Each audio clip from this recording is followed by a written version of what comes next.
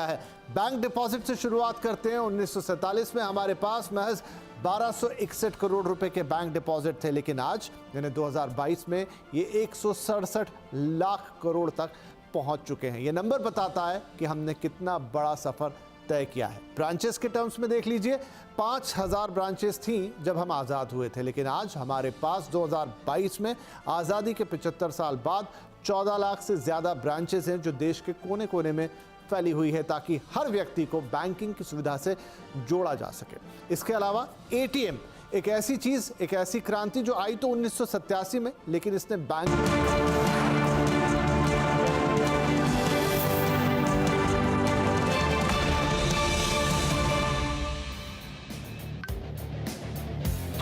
बाजार में शानदार रिकवरी का मूड। डाउ फ्यूचर्स में निफ्टी से रिकवरी, निफ्टी निफ्टी से लगभग 150 अंक, तो बैंक निफ्टी लगभग 300 अंक सुधरा। Axis bank, ICICI bank, SBI और हीरो मोटर को अपने भरा जोश। मिड कैप में आज फिर आउट परफॉर्मेंस कायम। सीएनबीसी आवाज की सुपर एक्सक्लूसिव खबर, रेल लैंड लीज पॉलिसी में बदलाव को मिली कैबिनेट की मंजूरी। रेलवे की जमीन का लैंड लाइसेंस फीस 6% से घटाकर 1.5% हुई। खबर में सिकॉन कोर में जोरदार तेजी, फिलहाल 752 के स्तर पर टेम्परेरी फीस पर।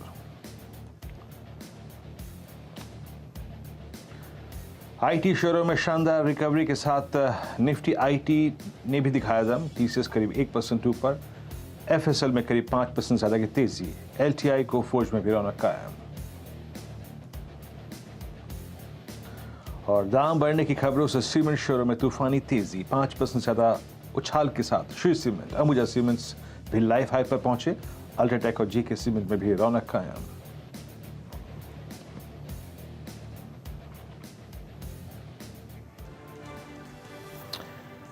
नमस्कार, कमाई का अड्डा में आप सभी का स्वागत है। मैं हूं वीरेंद्र कुमार और मार्केट इस वक्त अगर आप निफ्टी को देखें तो करीब करीब 17,639 ऑलमोस्ट लगभग दिन के सर्वोच्च तौर पर आके ट्रेड करता हुआ।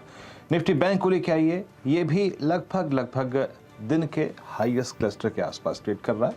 39,519 हाईएस्ट क्लस्टर था लगभग 65 का, 39,565 का।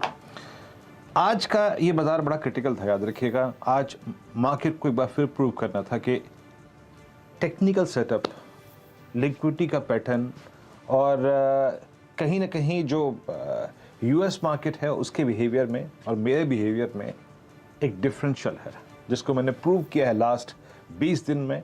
और आप यकीन मानिए, निफ्टी ने, चाहे निफ्टी बैंक ने, आज एक बार उसको फिर प्रूव किया।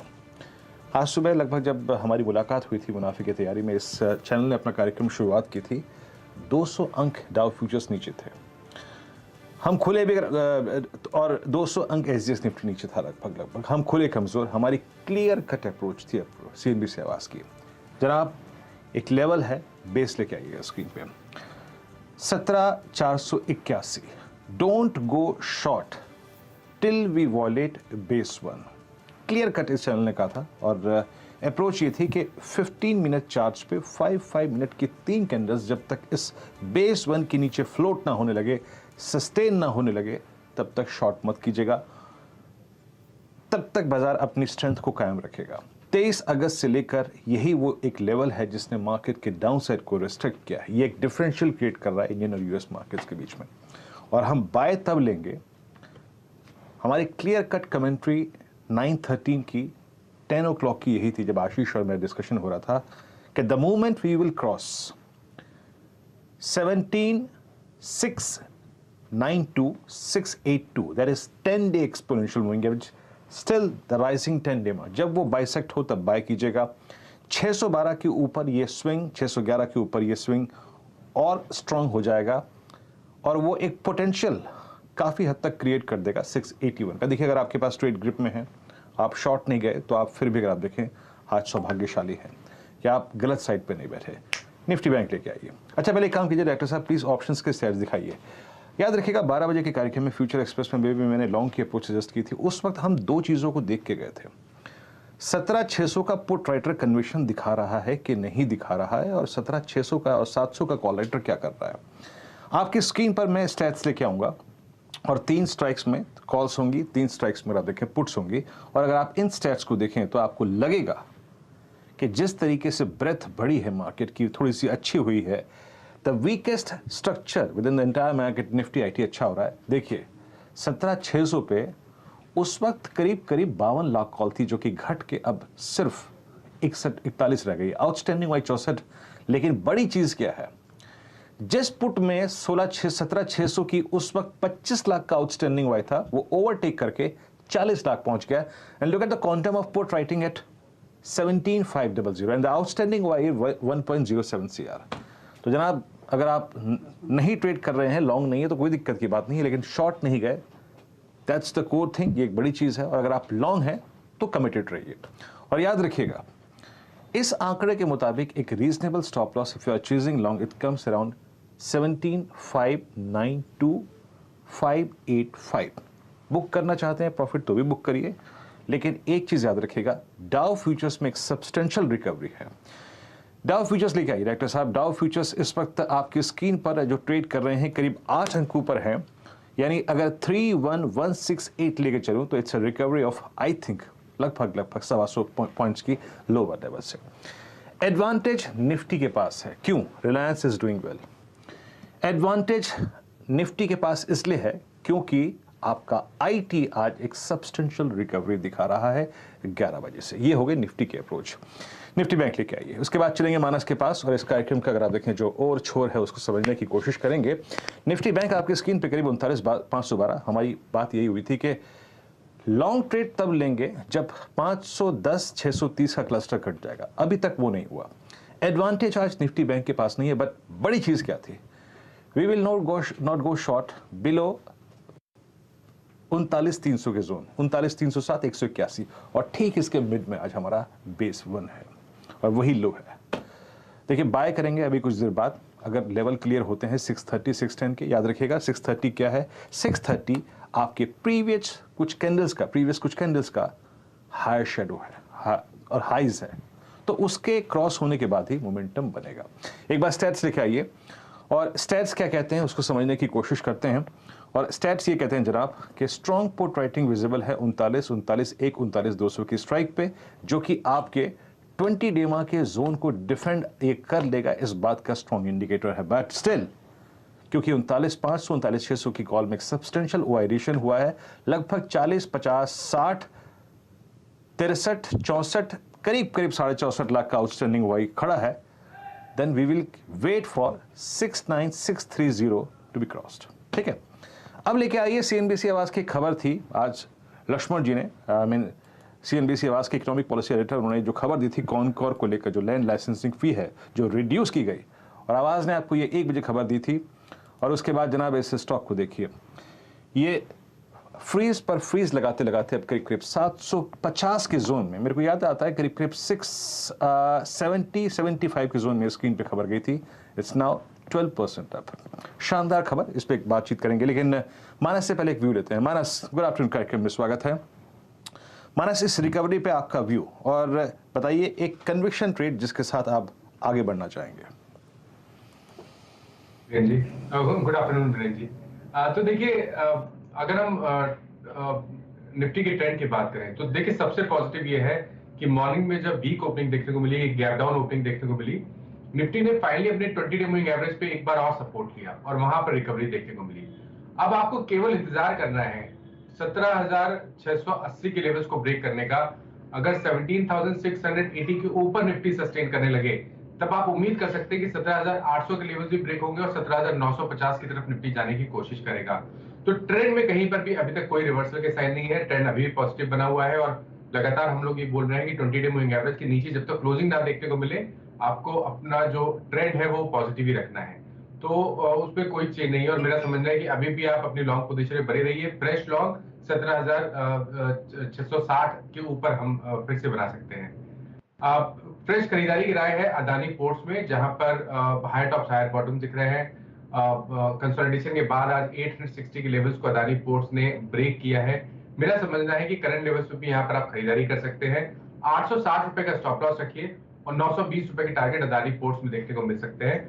ऑप्शन में भी ट्रेड ले सकते हैं, 880 का कॉल ऑप्शन लीजिए, 40 रुपए के आसपास ट्रेड हो रहा है। यहाँ पर 29 रुपए का स्टॉप लॉस रखिए और 60 रुपए की टारगेट सेट करिए। जैम ये एक बहुत क्लियर कट ब्रेकआउट है। याद रखिएगा, अडानी पोर्ट्स ने बहुत मशक्कत की इस रेंज को बाइसेक्ट करने में। क्लोजिंग बेसिस पे अभी तक ये लेवल नहीं आया है। ये ट्रेड है मानस का। मानस की आपको अप्रोच मालूम चल गई। मैं इस कार्यक्रम का थोड़ा सा और छोर आपको विस्तार से बता दूं। देखिए, मानस है इस कार्यक्रम में, साथ ही साथ राहुल शर्मा हैं, चंदन तापड़िया रहेंगे हमारे साथ, माफ कीजिएगा, चंदन तापड़िया रहेंगे, प्रकाश काबा और समित चौहान रहेंगे। टेक्निकल पर्सपेक्टिव से बातचीत करने के लिए गौरांग शाह होंगे। सस्ता ऑप्शन राहुल जी के सौजन्य से आएगा। समित चौहान बताएंगे आज का एफएनओ सुपरस्टार, चार्ट का चमत्कार मानस जायसवाल, मिड कैप फंडा गौरांग शाह। लक्ष्मण जी से खास तौर पे 2:10 पर बातचीत होगी कॉनकॉर को लेकर। याद रखिएगा, कॉनकॉर इस खबर के साथ, महत्वपूर्ण खबर के साथ, देखिए इस कंपनी के लिए एक मूलभूत, अगर आप देखें, खबर है जिसे कहते हैं ना, तो इस खबर पे लक्ष्मण जी से फिर बात करेंगे। और याद रखिएगा, इस खबर के बाद कॉनकॉर अपने करियर के हाईस पर है। It's an all time high for Concor. क्या चल रहा है, मैं यतीन से बात करेंगे सीमेंट स्पेस पे। और बिग मार्केट वॉइसेस की कड़ी में हमारे साथ श्री दीपन मेहता होंगे और डीलिंग रूम 3 बजे, और उसके बाद मोमेंटम कॉल्स का क्रम शुरू करेंगे। राहुल जी नमस्कार, कार्यक्रम में स्वागत है। राहुल जी, मार्केट से डे हाई, आप मार्केट्स पे अप्रोच क्या रखते हैं और आपका कन्वर्शन कॉल राहुल जी इस वक्त का? नमस्कार वीरेंद्र जी। देखिए, मार्केट्स का ब्रॉडली रेंज बाउंड मूवमेंट चालू है। जब तक हम 17,700 के ऊपर डिसाइसिवली क्लोज नहीं होते, आई थिंक यहाँ पर रेंज बाउंड मूवमेंट रहेगा। नीचे में 17,500 का एक बेस जो है बहुत ही बखूबी यहाँ पर डटा हुआ है। मेरे ख्याल से इंडेक्स में यहाँ पर ट्रेड्स इतने जोरदार नहीं है, लेकिन स्टॉक्स में फोकस रखना चाहिए। फार्मा में बहुत ही अच्छा करंट देखने को मिल रहा है। ग्लेनमार्क फार्मा में मुझे लगता है कि एक अच्छा रिवर्सल है। यहाँ पर स्टॉक ने बहुत स्ट्रॉन्ग बेस बनाया है 365 360 के जोन्स में। इसे बाय करके चलिए। 381 का प्राइस चल रहा है। मुझे लगता है 400 रुपए तक की इमीडिएट तेजी आपको यहाँ पर ग्लेनमार्क में देखने को मिल सकती है। 370 का स्टॉप लॉस रहेगा और ओवरऑल फार्मा पैक में अच्छा ट्रैक्शन रहना चाहिए आने वाले 2 से 3 सेशन में। जी हाँ, ग्लेनमार्क एक बार लेके आइए। देखिए, मेरी स्क्रीन पे अभी बात करते करते 3 चीज़ें हो रही हैं। Cipla calls at day high, और देखिए Glenmark calls at day high. Glenmark 82, yes, it's a decent pull back. और आज इस स्टॉक ने 20 डे को क्रॉस किया और साथ ही साथ एग्जैक्टली 382.50 के प्राइस पे ये स्टॉक अपना 50 day exponential moving average cross कर रहा है। इन ट्रेड्स की थीम याद रखिएगा है a pull back in week structure, but meanwhile अगर आप देखें, राहुल जी ने एक बड़ा मुद्दा अच्छा स्ट्राइक किया। Cipla at day high, doctor डीज at day high, Sun Pharma at day high, Glenmark at day high. Nifty health care index लेके आइए आपकी स्क्रीन पे जनाब, क्या कर रहा है? Yes, Nifty health care index जो है वो डे हाई की डिरेक्टरी में। तो देखिए, 2 चीज़ें हो रही हैं इस वक्त। भले ही बैंक निफ्टी एक पायदान पीछे खड़ा हो। डायरेक्टर साहब, कोई मेहमान दोबारा जुड़ गए हो तो बताइएगा और कौन कौन जुड़ चुका है। भले ही निफ्टी बैंक एक पायदान पीछे खड़ा हो, बट 2 फोर्सेस है निफ्टी के पास इस वक्त, और वो है निफ्टी फार्मा इंडेक्स और निफ्टी आईटी, जो कि आज शॉर्ट कवरिंग विटनेस कर रहे हैं। प्रकाश सर नमस्कार, कार्यक्रम में स्वागत है आपका। बताइए आपका कन्विक्शन कॉल क्या है इस वक्त का? नमस्कार वीरेंद्र। स्टॉक जो मैंने चुना है इस वक्त वो है ग्रैन्यूल्स इंडिया। ग्रैन्यूल्स इंडिया का बहुत बढ़िया बेस बना हुआ है और बेस बनने के बाद आज का जो मूव है काफी एनकरेजिंग है। 311 का स्टॉप लगाना चाहिए ग्रैन्यूल्स पर। 316 से 318 पॉसिबल है ग्रैन्यूल्स इंडिया। ग्रैन्यूल्स इंडिया आप देखें, शार्प स्विंग इस स्टॉक में डे हाई का अगर आप देखें जोन है ये। याद रखिएगा, इन टर्म्स ऑफ स्विंग ये सबसे ज़्यादा शार्प स्विंग देता है ग्रैन्यूल्स। 313.40 पे ये खबर, ये आई थिंक व्यू, ये आउटलुक आपसे मैं शेयर कर रहा हूँ। इट्स 7313.40 प्रकाश जी की कॉल है। और जरा प्लीज़ ग्लेनमार्क लिखे आइए, जो कि अभी कुछ देर पहले दिया था राहुल जी ने। इट्स फ्लाइंग हाई, अब दिन के सर्वोच्च स्तर पर 383, यस, बोलते ही साथ अगर आप देखें क्या स्विंग आया, काउंटर डे हाई पर आके ट्रेड करता हुआ। अच्छी कॉल थी राहुल जी। गौरांग शाह हमारे साथ जुड़ चुके हैं बातचीत करने के लिए। गौरांग सर नमस्कार, कार्यक्रम में स्वागत है। और गौरांग, आज सुबह जब मैं खुद आउटलुक पे बात कर रहा था, और शायद मैं ये सोच रहा था कि अगर मैं खुद ट्रेडर होता, मान लीजिए मुझे एक ट्रेड पंच करना होता, तो मैं निफ्टी को क्यों शॉर्ट करूं या फिर निफ्टी बैंक को क्यों शॉर्ट करूं?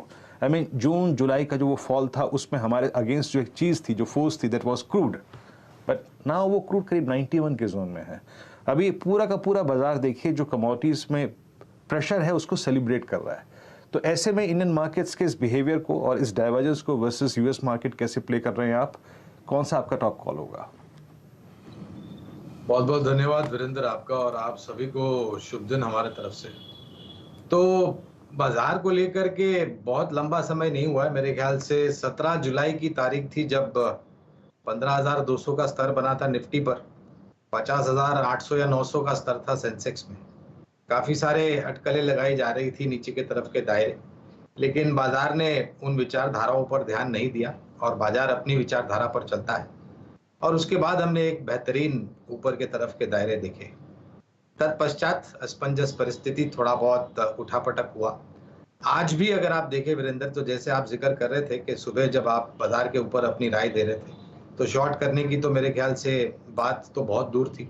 और जिस तरीके से रिकवरी हम बाजार में देख रहे हैं फिलहाल, जब हम बात कर रहे हैं सुबह के समय के बाद, तो एक ही स्पष्ट रूप से नजर आता है वीरेंद्र के सुलझे हुए निवेशक जो हैं वो इस प्रकार की गिरावट में मौका ढूंढते हैं अच्छी और सक्षम कंपनियों में निवेश करने के लिए।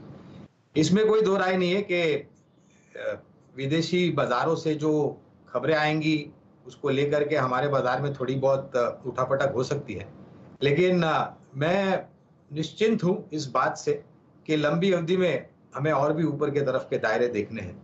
उसी विचारधारा के आधार पर अगर मुझे एक शेयर अगर चुनना है तो टेलीकॉम क्षेत्र में आज मेरे ख्याल से कुछ ब्लॉक या बल्क बिग हुई थी भारतीय एयरटेल पर, और स्टॉक मेरे ख्याल से जब पिछली बार नजर पड़ी थी तो 1.25% के नीचे के तरफ के दायरे बन रहे थे। दाम कुछ 750 के आसपास चल रहा था। तो भारतीय एयरटेल बहुत पसंद आता है। दूसरा सबसे बड़ा सर्विस प्रोवाइडर है। 5G का रोल आउट मेरे ख्याल से टैरिफ रिविजन लाएगा जिससे आरपूस बढ़ सकते हैं, मुनाफे में मेरे ख्याल से अच्छे खासे इजाफे आपको दिख सकते हैं।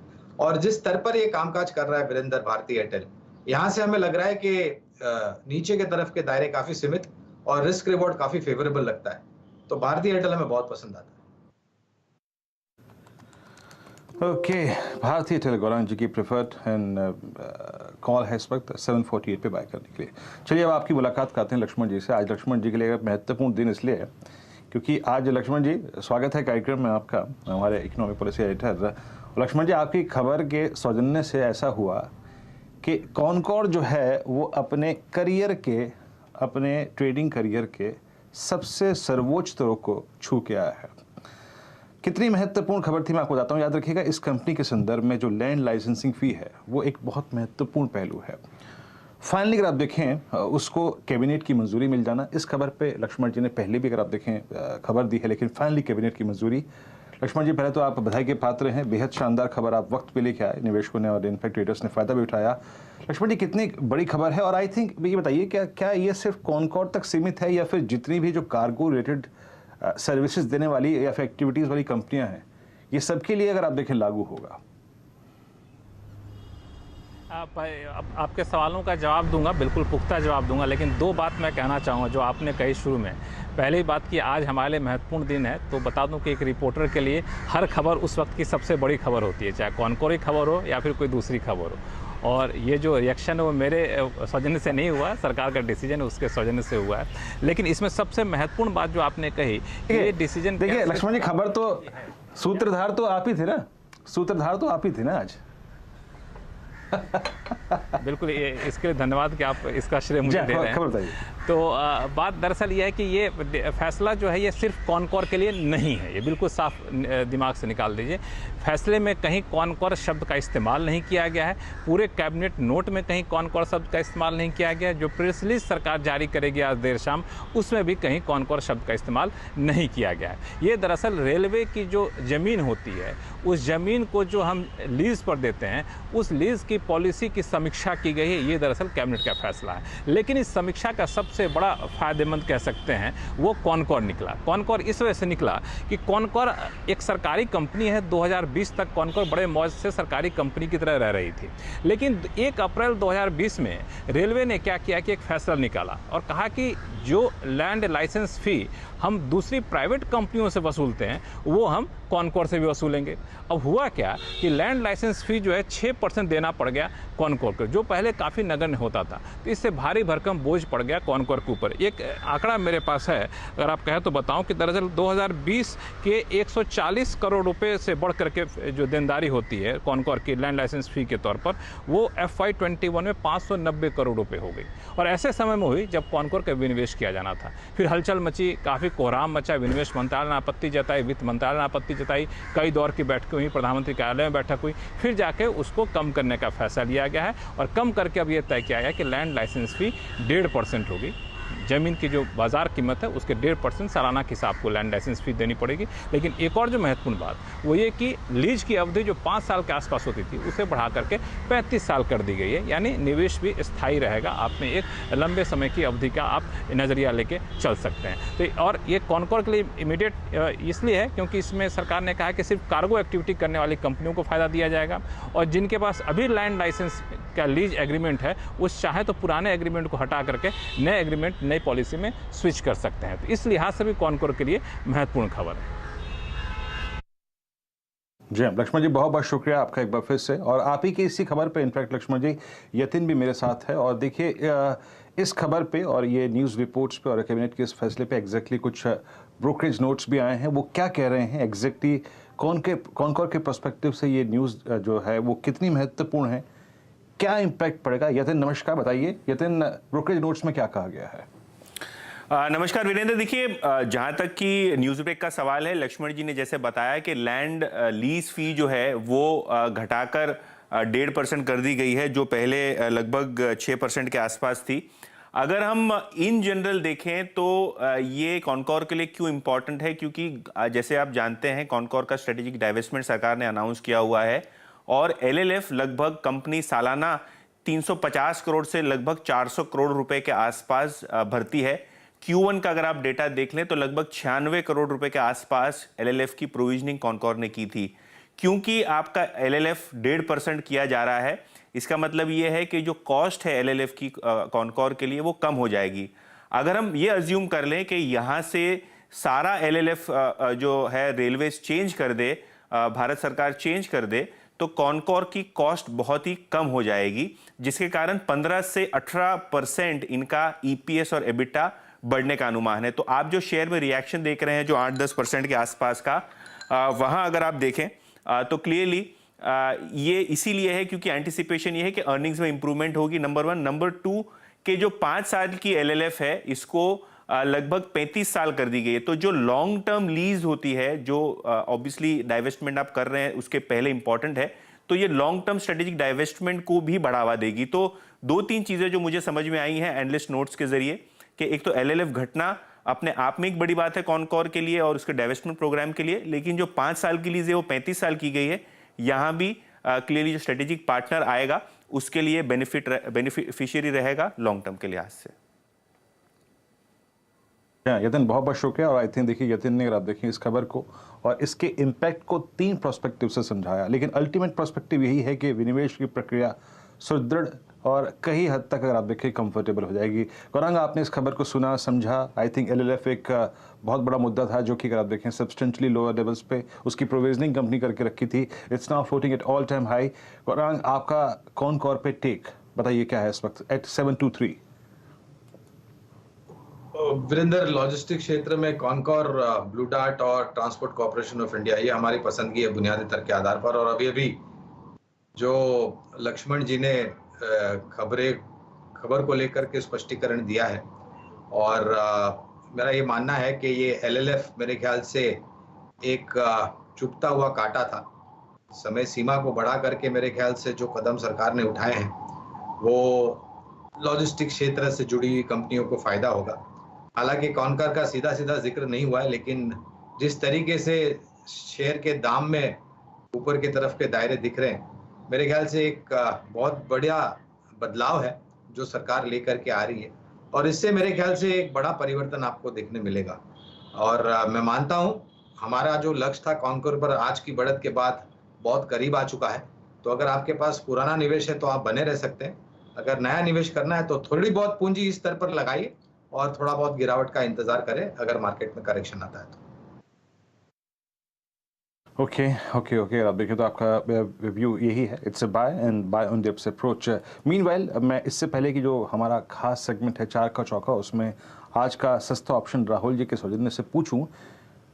राहुल जी अच्छा पहले एक काम करिए, आप अपना सस्ता ऑप्शन ही बताइए, क्या पता वही जो स्टॉक में देख रहा हूँ वही आपका सस्ता ऑप्शन ना हो। आइए देखते हैं आज का सस्ता ऑप्शन राहुल जी के सौजन्य से। राहुल जी आपका सस्ता ऑप्शन।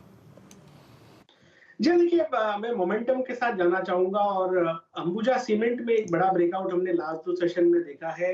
450 के जो कॉल ऑप्शंस हैं तकरीबन 18 साढ़े 18 रुपए के आसपास ट्रेड कर रहे हैं, इसे बाय करके चला जा सकता है। मुझे लगता है कि अंबुजा सीमेंट में 500 रुपए तक के लेवल्स आने की तैयारी हो रही है, तो इस ऑप्शन में मुझे लगता है कि आपको इसे बाय करना चाहिए 10 रुपए के स्टॉप लॉस से, और मेरे टारगेट्स रहेंगे ऊपर में 30 और 45 के। ओके जरा एक सेकेंड मैं नोट कर लूँ यहाँ पे आज का सस्ता ऑप्शन, और ये गया स्क्रीन पे करीब करीब 1835 पे 450 का स्ट्राइक का कॉल है ये एसी का अंबुजा सीमेंट्स का।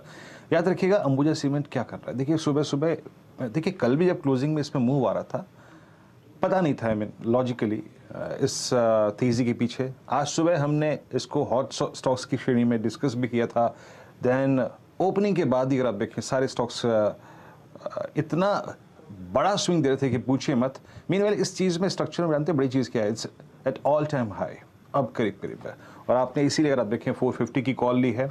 और एक चीज़ याद रखिएगा, इस बाज़ार की एक बहुत बड़ी प्रॉपर्टी है, स्ट्रेंथ को बाज़ार सलामी दे रहा है, जो चीज़ ऑल टाइम हाई पे है वो चलती ही चली जा रही है, ठीक है। और खबर यही थी आई मीन कि करीब करीब 15 से 20 रुपए का आप देखें प्राइस हाइक हुआ है।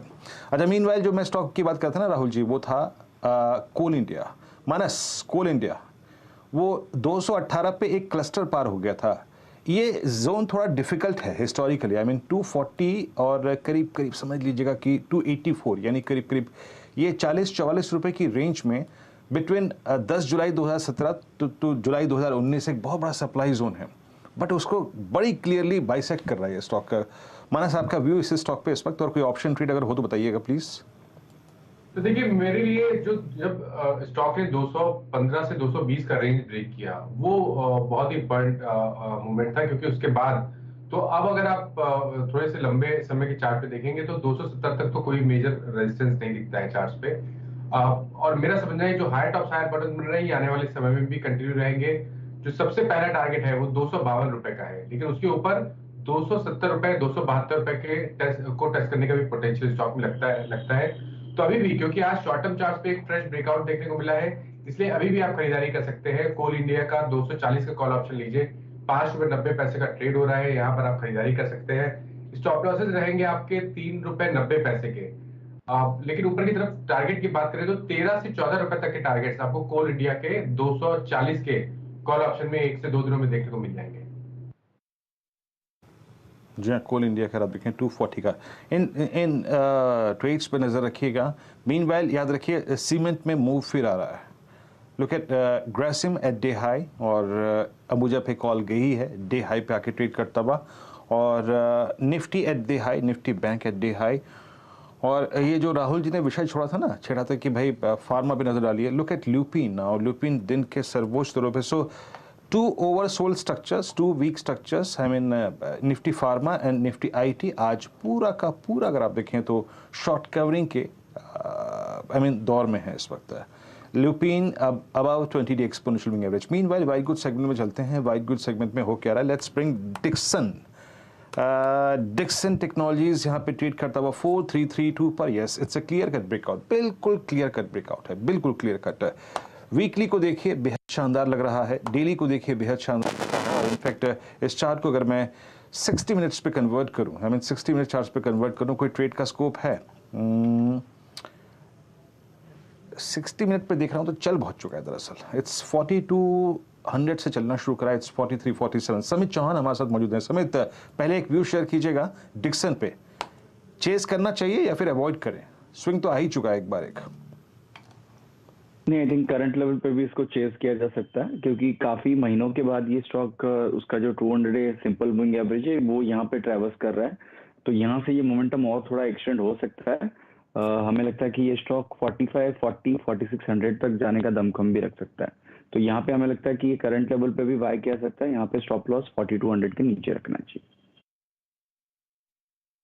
कि अभी भी अगर आप देखिए चीज़ करने लायक हैं और करीब करीब 4200 की रेंज में आपके स्टॉप लॉसेस आएंगे। लेकिन आपका इस वक्त का कन्विक्शन ट्रेड क्या है समित, क्या चीज़ करना चाहेंगे आप? देखिए यहाँ पे सिप्ला हमें अच्छा लग रहा है। ओवरऑल ये स्टॉक रिसेंटली कंसोलिडेशन के मोड में था, but last half an hour में अचानक से इसमें एक अच्छे खासे स्पाइक्स आए, वॉल्यूम के साथ ये प्राइस मूवमेंट हुई है। तो इसमें हमने अभी एक 15-20 मिनट पहले हमारे क्लाइंट्स को ऑप्शन के जरिए ये ट्रेड करने की सलाह दी है। 1060 का कॉल ऑप्शन जो 29 के आसपास ट्रेड हो रहा है वो हम बाय करने की सलाह देंगे। अगर थोड़ा भी डिप आता है तो वहां पे भी बाय कीजिए। यहाँ पे 15 रुपए का एक स्टॉप लॉस रहेगा और हमारे टारगेट इसके लिए लगभग 49 के रहेंगे।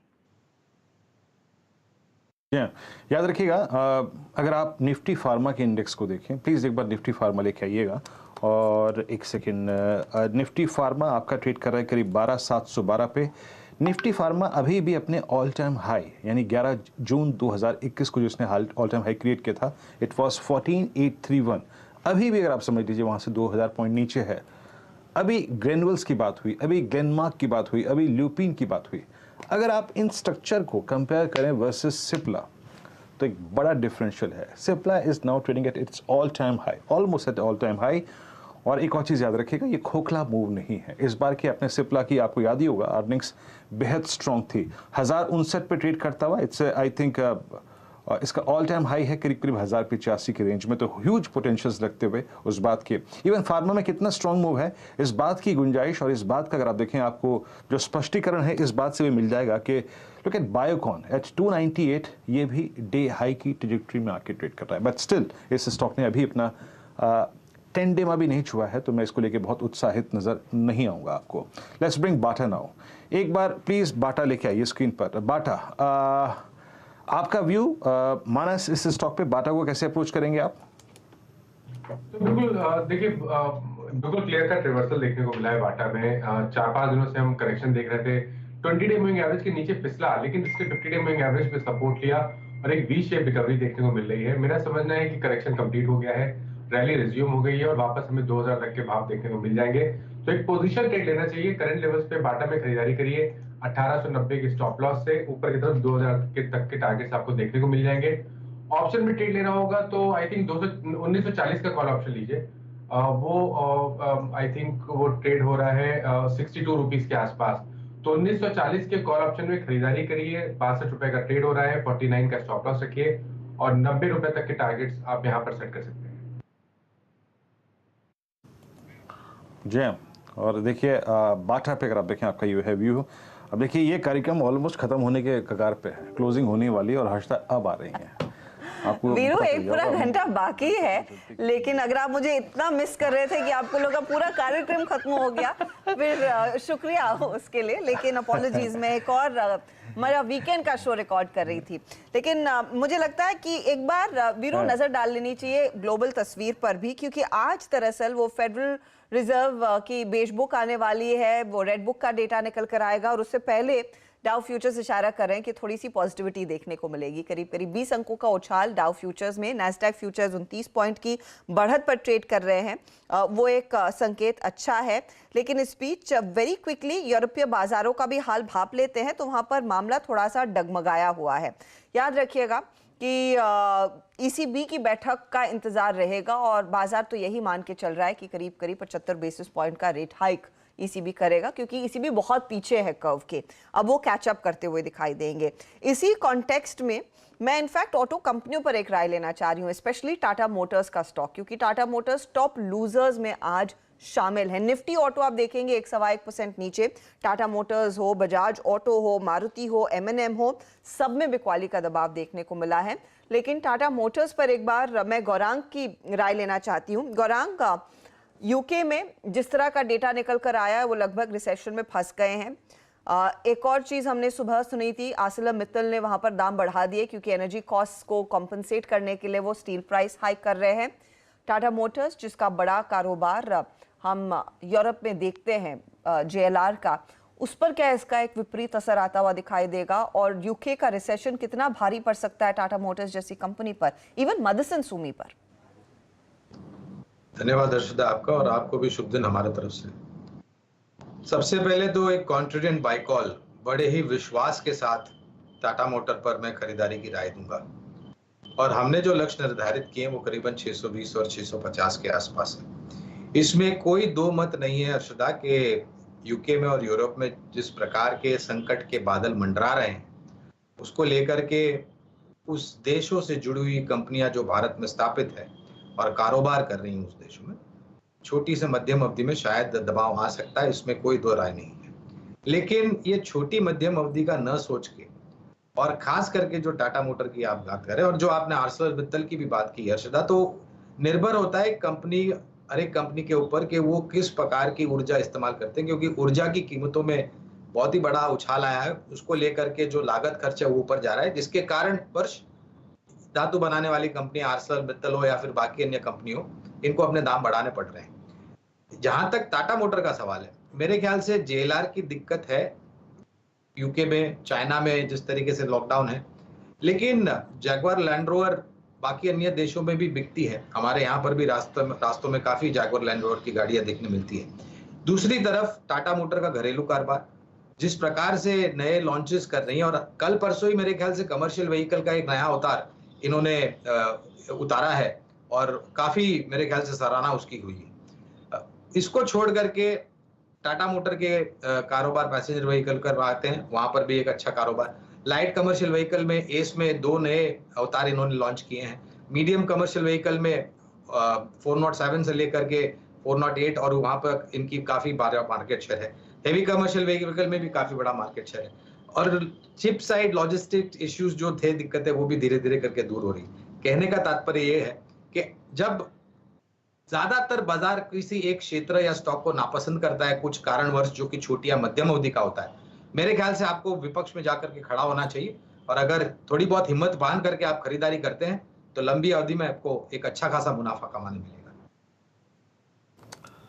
जी, टाटा मोटर्स पे गौरांग जी का आउटलुक हमेशा काफ़ी पॉजिटिव रहा है। मीनवाइल 445-40 पे स्टॉक ट्रेड करता हुआ, और अभी डे लो पर है, लेकिन याद रखिएगा it's a very meaningful point for Tata Motors. ये एग्जैक्टली अगर आप देखें इसका 100 डे एक्सपोनेंशियल मूविंग एवरेज है, मतलब आप समझ लीजिएगा कि जुलाई से जब ये रिकवरी पूरे बाजार में आई है, इसके डाउनसाइड को हमेशा टाटा मोटर्स ने प्रोटेक्ट 100 डे ने प्रोटेक्ट किया है। एग्जैक्टली वही लेवल है। मैं आपकी स्क्रीन पे एक स्टॉक लेके आता हूँ और ज़रा निगाहें रखिएगा, ये इस पैनल का फेवरेट स्टॉक है, और ये अब अपनी ऑल टाइम हाई ट्रैजेक्टरी को ब्लास्ट करके और एक सुपर, जिसे कहते हैं ना फॉर्मेशन, 15 मई 2020 से लेकर अगर मैं अब तक की प्राइस परफॉर्मेंस को देखूं तो it's a typical flag. Rahul ji, ABFRL मेरे ख्याल से आपने काफ़ी रिकमेंड किया है, आशीष चतुर्मोता ने काफ़ी रिकमेंड किया है, मानस जी ने काफ़ी रिकमेंड किया है, और 319 रुपये 70 पैसे पे अपना ऑल टाइम हाई बाइसेक्ट करता हुआ। राहुल जी, इसकी 320 का कॉल का प्रीमियम लिखे आइए, कन्विक्शन के साथ बात कर रहे हैं। 320 की कॉल या फिर 330 की कॉल लिखे आइए और उसका प्रीमियम दिखाइएगा, या तो फ्यूचर्स बताइए। और ABFRL की कॉल 320 जो है वो अप्रोक्सीमेटली बता रहा हूँ मैं आपको कितने में ट्रेड कर रही है, 13 रुपये के आसपास। कितने की है? 320 की 13 रुपये की होगी डायरेक्टर साहब? यस, 13 रुपये की है। राहुल जी बताइए क्या करना चाहिए, बाय करना चाहिए इसको इतने बड़े ब्रेकआउट को प्ले करने के लिए? जी देखिए, जहां तक ABFRL का सेटअप है, स्टॉक एक तरह से ब्लू स्काई टेरिटरी में जा चुका है। अगर हम मंथली चार्ट देखें तो लाइफ हाई पर ट्रेड कर रहा है 320 के आसपास। मुझे लगता है कि 320 का लेवल यहाँ पर और शॉर्ट कवरिंग ट्रिगर कर सकता है। जो हाईएस्ट कॉल राइटिंग हुई है इस सीरीज में वो 320 स्ट्राइक पर ही है, तो ये कॉल ऑप्शन आप बिल्कुल लेके चल सकते हैं। शॉर्ट कवरिंग में मुझे लगता है कि ये स्टॉक 335 से 340 तक के लेवल्स एकदम शॉर्ट टर्म में दिखा सकता है। तो 320 का कॉल ऑप्शन लीजिए, तकरीबन 13-14 रुपए के आसपास। मेरे हिसाब से स्टॉप लॉस आप लगाइए 9 रुपए का, और मुझे लगता है कि यहाँ पर आपको तकरीबन 10 से 15 रुपए इस कॉल ऑप्शन में बन सकते हैं। मुताबिक 15 रुपए 13 रुपए पे जुड़ जाएंगे, यानी करीब करीब 28 रुपए का लॉजिकल टारगेट आप इस ऑप्शन पे लेके चल रहे हैं। माइनस आपका सेकंड थॉट, आपका फेवरेट स्टॉक रहा है ये हमेशा? ट्रेंड तो बहुत पॉजिटिव बना हुआ है ABFRL में, मैंने पहले भी काफी बार मेंशन किया। और देखिए, कल के पॉज के बाद आज फिर से एक फ्रेश ब्रेकआउट देखने को मिला है, और जो पिछले हाई था मेरे ख्याल से अप्रैल 2022 का, उसके आसपास ट्रेड कर रहा है। उम्मीद करिए कि वो लेवल्स ब्रेक हो जाएंगे और 350 की तरफ स्टॉक जाने की कोशिश करेगा। तो जब तक 20 डे मूविंग एवरेज के ऊपर ट्रेड करता रहे, हर गिरावट पे खरीदारी करने जैसा स्टॉक है। फिलहाल के लिए बिल्कुल शॉर्ट टर्म का ट्रेड लेना होगा तो 315 के स्टॉप लॉस से करंट लेवल्स पे खरीदारी करेंगे 330 रुपए के टारगेट के लिए। करीब 30 का target Aditya Birla fashion and retail में दिया है मानस ने, और राहुल शर्मा भी कह रहे हैं कि आप इसका 320 का कॉल लेकर चलेंगे तो फायदा ही कमाएंगे। 25 से 28 तक के लेवल्स बनते दिखाई देंगे, तो 330 या तो फ्यूचर्स में या फिर 320 का कॉल लेकर चले। आईसीआईसीआई प्रो आपकी स्क्रीन पर फ्लैश हो रहा है। अगस्त में न्यू बिजनेस प्रीमियम में 11% तक का इजाफा देखने को मिला। 1421 के आसपास ये आंकड़ा निकल कर आया है। हालांकि एनुअल प्रीमियम ऑन थोड़ा सा ट्रिम होता हुआ, न्यू बिजनेस प्रीमियम करीब 47 से 48% ईयर ऑन ईयर ग्रो होता हुआ दिखाई दिया है। ये फिलहाल आंकड़े आईसीआईसीआई प्रू की तरफ से। स्टॉक आजकल एकदम ठंडा है, शांत है, ज्यादा कुछ हो नहीं रहा। इस बीच समय हो रहा है वायदे के सुपरस्टार का, यानी कि एक और 4 का चौका का ट्रेड आपकी स्क्रीन पर लेकर आएंगे। समित बताएंगे आज का एफएनओ सुपरस्टार। समित, देखिए यहाँ पे गोदरेज कंज्यूमर काफी अच्छा लग रहा है। फ्यूचर्स में गोदरेज सीपी जो 947 के आसपास ट्रेड हो रहा है, इसमें 8-9 टके का ऑलरेडी एक अच्छा खासा बिल्टअप हमें दिख रहा है। इसमें ऑप्शन के जरिए ट्रेड करने की सलाह होगी। 950 का कॉल ऑप्शन 29 के आसपास ट्रेड हो रहा है। वो करंट लेवल पे काफी एक अच्छा अट्रैक्टिव लग रहा है, क्योंकि जैसे इसमें आज वॉल्यूम के साथ भी ब्रेकआउट हुआ है टेक्निकली, तो 930-940 का जो एक इम्पोर्टेंट लेवल था उसके ऊपर ये स्टॉक ने एक अच्छा खासा ब्रेकआउट कंफर्म किया हुआ है। तो हमें लगता है कि यहाँ से ये स्टॉक और ज्यादा मूव कर सकता है। तो 950 का कॉल ऑप्शन 22 के स्टॉप लॉस से बाय किया सकता है, और यहाँ पे 45 का टारगेट हो।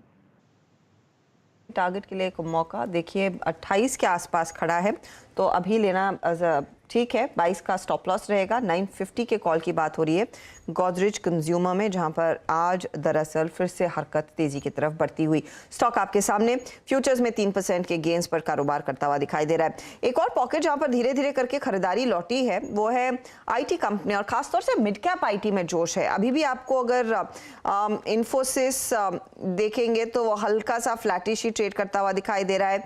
टीसीएस सिर्फ 0.5% ऊपर, टेक महिंद्रा तो अभी भी 1% नीचे है। एचसीएल टेक में भी आप देखेंगे 1% तक की गिरावट। लेकिन निफ्टी आईटी में जो थोड़ी सी चाल बेहतर हुई है उसमें मिड कैप्स का थोड़ा सा जोर लग रहा है। आप ध्यान दीजिएगा फर्स्ट सोर्स वाले ट्रेड पर। फर्स्ट सोर्स 5.5% ऊपर इस समय।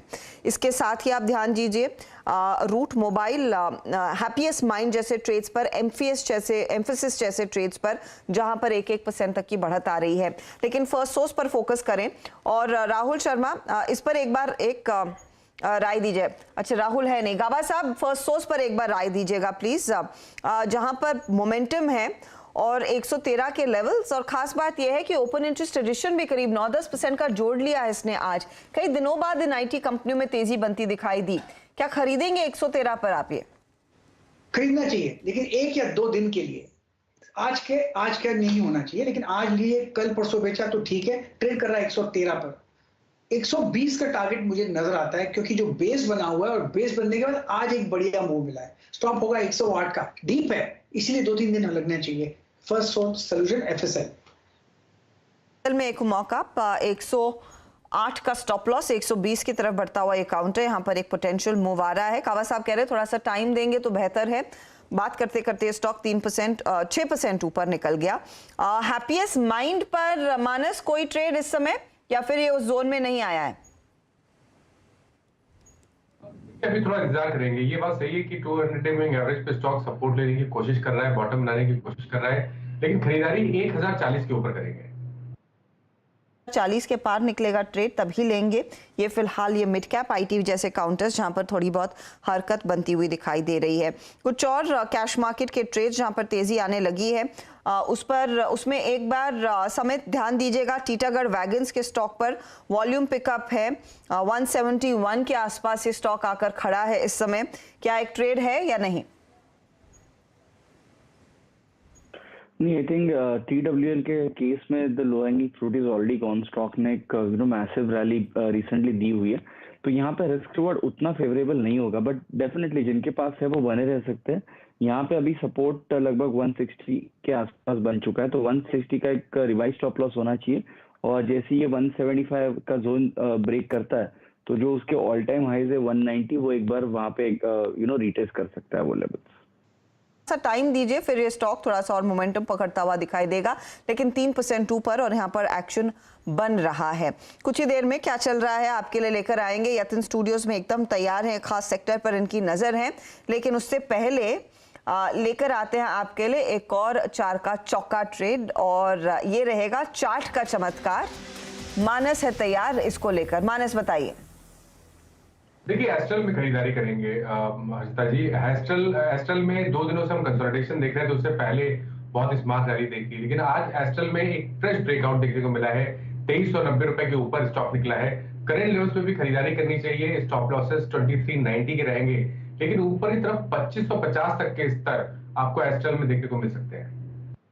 50 तक का मूव स्टॉक में आगे दिखाई देगा, यानी कि यहाँ से करीब 100 रुपए की आसानी से बढ़त देखने को मिलेगी। स्टॉक में बहुत तगड़ा मोमेंटम देखा गया है। आज देखिए 5.5 लाख शेयरों का ट्रेड होता हुआ दिखाई देने लगा है। इनफैक्ट इसका थोड़ा सा मीडियम टर्म चार्ट आपकी स्क्रीन पर आएगा तो आपको दिखेगा कि कैसे इसमें लगातार तेजी देखने को मिली है। ये वन डे वंडर वाला प्ले नहीं है, कंसिस्टेंट तेजी की पोजीशंस यहाँ पर आई है, और आज फिर ये 5% के गेन्स पर, इसीलिए 2550 का टारगेट आपके लिए। 6 महीनों में 34% तक का इजाफा। पिछले 1 महीने की बात करेंगे तो वहां पर आपको क्लियरली दिखाई देगा कि स्टॉक में काफी मोमेंटम था। अगस्त की सीरीज में हमने देखा था एक अच्छा तेजी का मूव, 24% पिछले 1 महीने में, और हम 6 महीने की बात कर रहे थे 34%। तो पिछला ये महीना दरअसल काफी इंपॉर्टेंट रहा था एस्ट्रल के लिए, और मूव्स मजबूत होते हुए दिखाई दे रहे हैं। चलिए अब फोकस शिफ्ट करते हैं और एक खास सेक्टर की बात करेंगे जो रेडार पर आया है। यतिन बताएंगे पूरे डिटेल्स। यतिन, क्या चल रहा है? तो हर्षदा, सीमेंट सेक्टर चल रहा है। ऑब्वियसली जो अदानी ग्रुप की एंट्री हुई है सीमेंट सेक्टर के बाद, उसमें आप देखेंगे एसीसी अंबुजा स्पेसिफिकली फोकस में है, क्योंकि यहाँ सबसे ज़्यादा रिटर्न्स इन्वेस्टर्स के बने हैं। इनफैक्ट अगर हम 2022 की बात कर लें तो अंबुजा सीमेंट ने 17% यानी 17% के रिटर्न दिए हैं सो फार इस साल, और एसीसी ने 8% दिए हैं।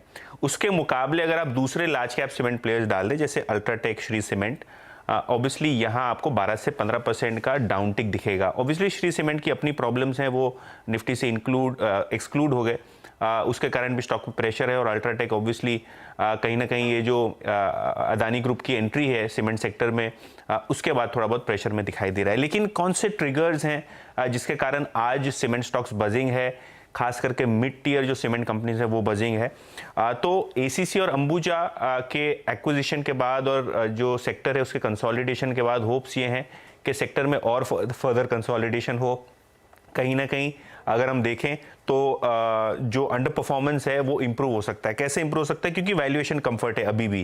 अगर हम अल्ट्राटेक, श्री सीमेंट की बात करें तो ईवी एबिटा बेसिस पे लगभग 12 से 15 टाइम के आसपास ट्रेड कर रहे हैं, और उतने ही वैल्यूएशंस पे आपको एसीसी अंबुजा भी ट्रेड करते हुए दिखाई दे रहे हैं। कौन से रीजंस हैं जिसके कारण सीमेंट शेयरों पर नजरें होनी चाहिए? सबसे पहला मुख्य रीजन है मॉनसून का खत्म होना और सीमेंट प्राइसेस में वापस एक बार स्टेबिलिटी आना। इनफैक्ट आज काफी सारे ब्रोकरेजेस ये बोल रहे हैं कि नॉर्थ और ईस्ट इंडिया में थोड़ी बहुत सीमेंट प्राइसेस फर्म अप हो रही हैं।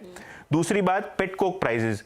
देखिए एनर्जी कॉस्ट ग्लोबली बढ़ रहे हैं, लेकिन जो ऑफ हाइज हुए हैं उसके कारण Q1 टू Q2 अगर आप देखें तो पेट कोक के दाम 25% नीचे हैं, एनर्जी कॉस्ट थोड़े बहुत नीचे आ रहे हैं, क्रूड में थोड़ी बहुत ऊपर के लेवल से आपको सेलिंग प्रेशर होती हुई दिखाई दे रही है, जिसके कारण लॉजिस्टिक्स कॉस्ट सीमेंट कंपनी से कम होती हुई दिखाई दे रही है। तो सिक्वेंशियली आपको मार्जिन इंप्रूव होते हुए दिखाई दे सकते हैं, और सेकेंड हाफ में काफी सारी कंपनीज कह रही हैं कि आपको थोड़े बहुत रियलाइजेशंस और मार्जिन इंप्रूव होते हुए दिखाई दें।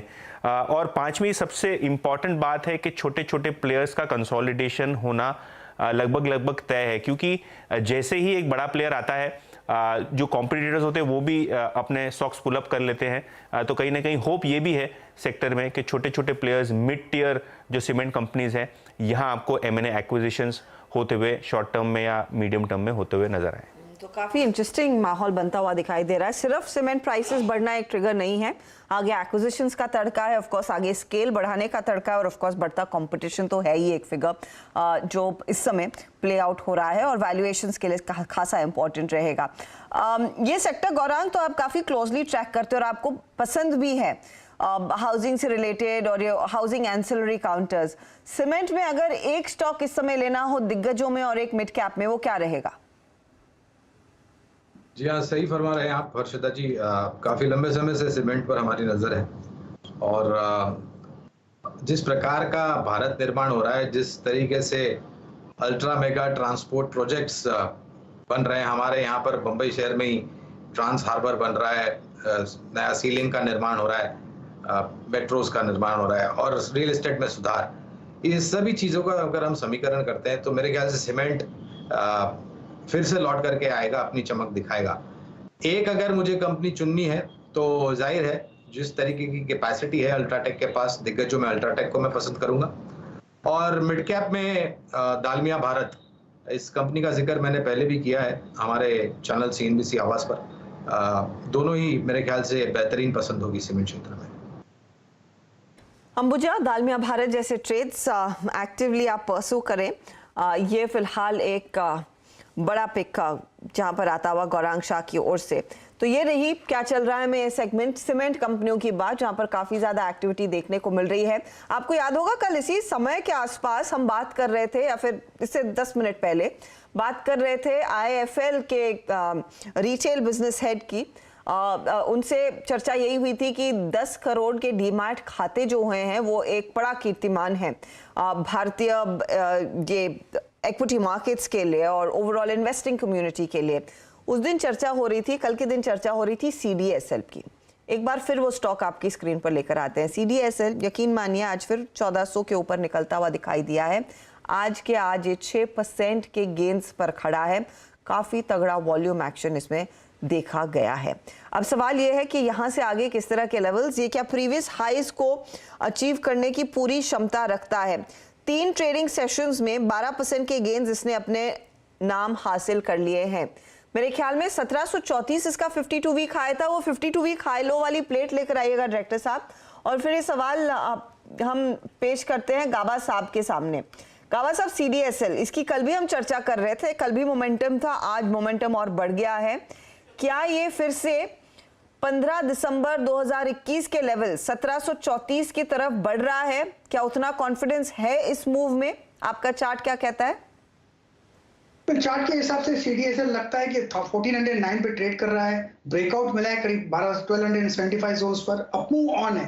पहला टारगेट रहेगा 1500 CDSL में, और मेरे ख्याल से एक बार 1500 चला गया तो फिर हायर जोन मिलेंगे, क्योंकि structurally higher time frame basis पर भी चार्ट बढ़िया लगता है मुझे और अच्छा ब्रेकआउट है। अप मूव मिलना चाहिए CDSL।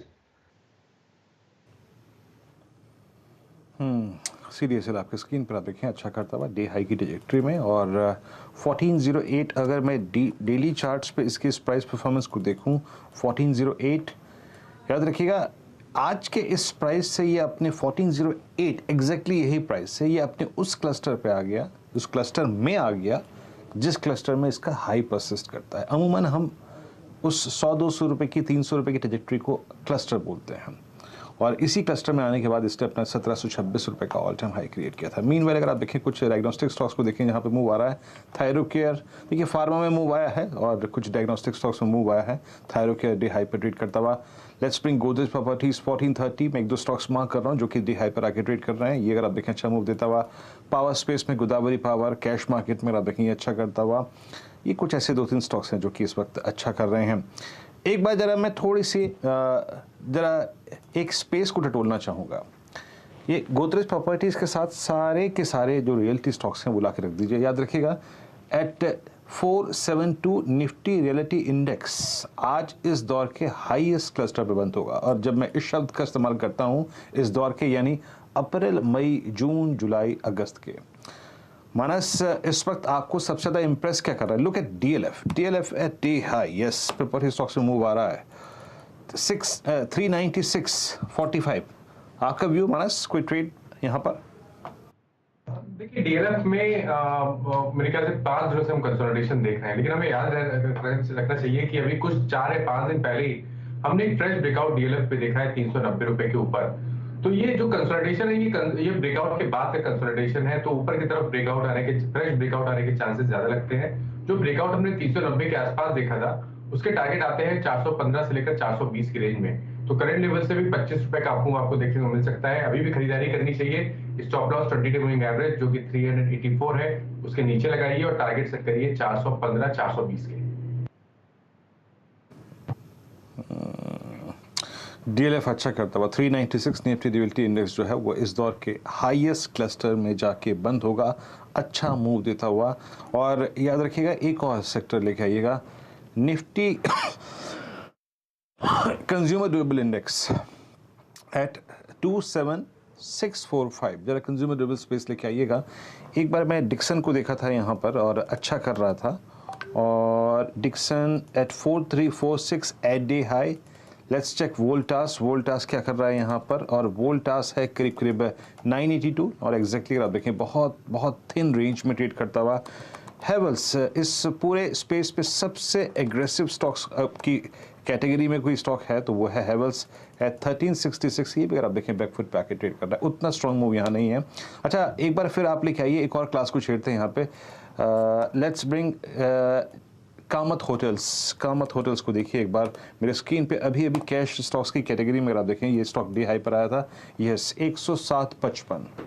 It's an all time high नहीं, ये है करीब 5 साल का highest cluster for Kamath hotels. Kamath hotels at day high. सुबह अगर आप देखें, इंडियन होटल्स अपने करियर का ऑल टाइम हाई लगा के आया। गौरांग जी कल हमारी ऑर्किड होटल की मैनेजमेंट से बात कर रही थी, और आप मेरा सिंपली उनसे प्रश्न ये था, देखिए डिमांड तो बहुत स्ट्रॉन्ग है, वीकेंड पे आपको कमरा नहीं मिलेगा। एक मैं एक नॉर्मल डीलक्स रूम का टैरिफ पूछ रहा था, तो प्री कोविड एरा में और पोस्ट कोविड एरा में आज की तारीख में जो उन्होंने डिफरेंशियल बताया वो गजब का था।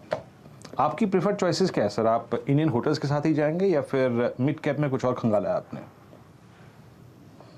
विलिंदर, इसका हर्जाना हमने भी भरा है, क्योंकि जिस प्रकार से रूम के दाम ऊपर जा रहे हैं, टैरिफ्स ऊपर जा रहे हैं, इसका हर्जाना हमने भी भरा, क्योंकि हम भी पिछले कुछ महीनों में काफ़ी मुसाफरी की है और आने वाले समय में और भी मुसाफरी हमें करनी है। तो मैं हमारे एडमिन हेड को यही बता रहा था कि भाई 2018 में जो दाम चल रहे थे होटल टैरिफ, रूम्स के टैरिफ जो थे, और आज जो दाम है उसमें ज़मीन आसमान का फ़र्क है, तो प्लीज़ इसको रिवाइज कीजिए। तो मैं मेरा खुद का एक एक्सपीरियंस आपसे शेयर कर रहा हूँ, और इसमें कोई दो राय नहीं है।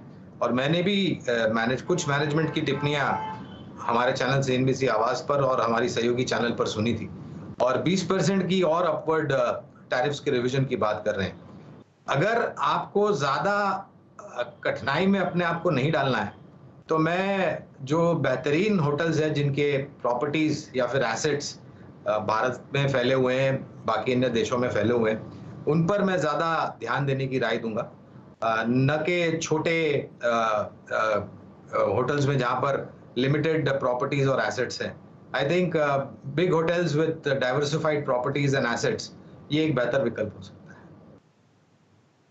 With diversified properties and assets एक बेहतर विकल्प, तो ताज ग्रुप पर नजर डालिए। और वैसे 65% डिफरेंस की बात हो रही थी वीरू, ये आशीष ने अभी मैसेज करके डिटेल दिया कि 65% डिफरेंस है प्राइसेस में pre COVID to now. Demand तो खासी है, या तो आपको स्टे करना पड़ेगा या फिर एयरबीएनबी के चक्कर काटने पड़ेंगे। हाँ। पर हर्षदा जानती है एक चीज़ ये है, यहाँ पे जब ऑर्किड की जो मैनेजमेंट हमारे साथ थी, उन्होंने कहा कि इस ड्यूरेशन ने, I mean post Covid duration ने, और ये जो आप 65% के एक एवरेज रूम के प्राइस हाइक की बात कर रही हैं, इन्होंने इनका जो मनोबल था वो एक्सपेंड करने के लिए काफ़ी बढ़ा है। और मेरे ख्याल से 16 होटल ये खोल चुके हैं, 16 और खोलेंगे, और टोटल जो स्ट्रेंथ है उसको 100 पे ले जाने की बात कही थी। मैं एग्जैक्टली अगर आप देखिए इस फिगर को लेकर आश्वस्त नहीं हूँ, बट 100 की बात की थी उन्होंने। तो ऐसा नहीं, छोटे जो होटल्स हैं ना, उनको भी एक्सपेंड करने का मौका मिला है इस बहुत ही, अगर आप देखिए, स्ट्रॉन्ग दौर में। खैर, निकलते हैं होटल स्पेस से, और गौरांग की राय क्या थी वो आपको मालूम ही चल गई है। एक दो ट्रेड्स और ले लेते हैं जो कि अच्छा कर रहे हैं, उसके बाद दीपन जी हमारे साथ जुड़ ही चुके हैं। अच्छा, इनफैक्ट दीपन जी हमारे साथ जुड़ चुके हैं। दीपन सर नमस्कार, कार्यक्रम में स्वागत है सर आपका। और आज आपसे जब आपके आने की बात हो रही थी सर, यही मेरा शायद मेरा पहला प्रश्न होता सर, ये जो डाइवर्जेंस है यूएस मार्केट और इंडियन मार्केट्स में आज तो स्पेशली, आई मीन जिस तरीके से सुबह 200 पॉइंट SGX निफ्टी नीचे था, but mid caps at day high, Nifty IT at day high, Nifty pharma at day high, real estate at day high, banks ने एक रिकवरी ठीक ठाक दिखाई। इस डाइवर्जेंस को सर, इस डाइवर्जेंस ने आपको चौंकाया, या फिर आपको ये लग रहा है कि एक्सपेक्टेड लाइंस में था ये? गुड आफ्टरनून, और आपके शो पे इनवाइट करने के लिए बहुत बहुत धन्यवाद। I am not all surprise. I think ये डाइवर्जेंस आज की बात नहीं है, कई हफ्तों से, महीनों से हम देख रहे हैं कि we are outperforming all the global markets. Strong है।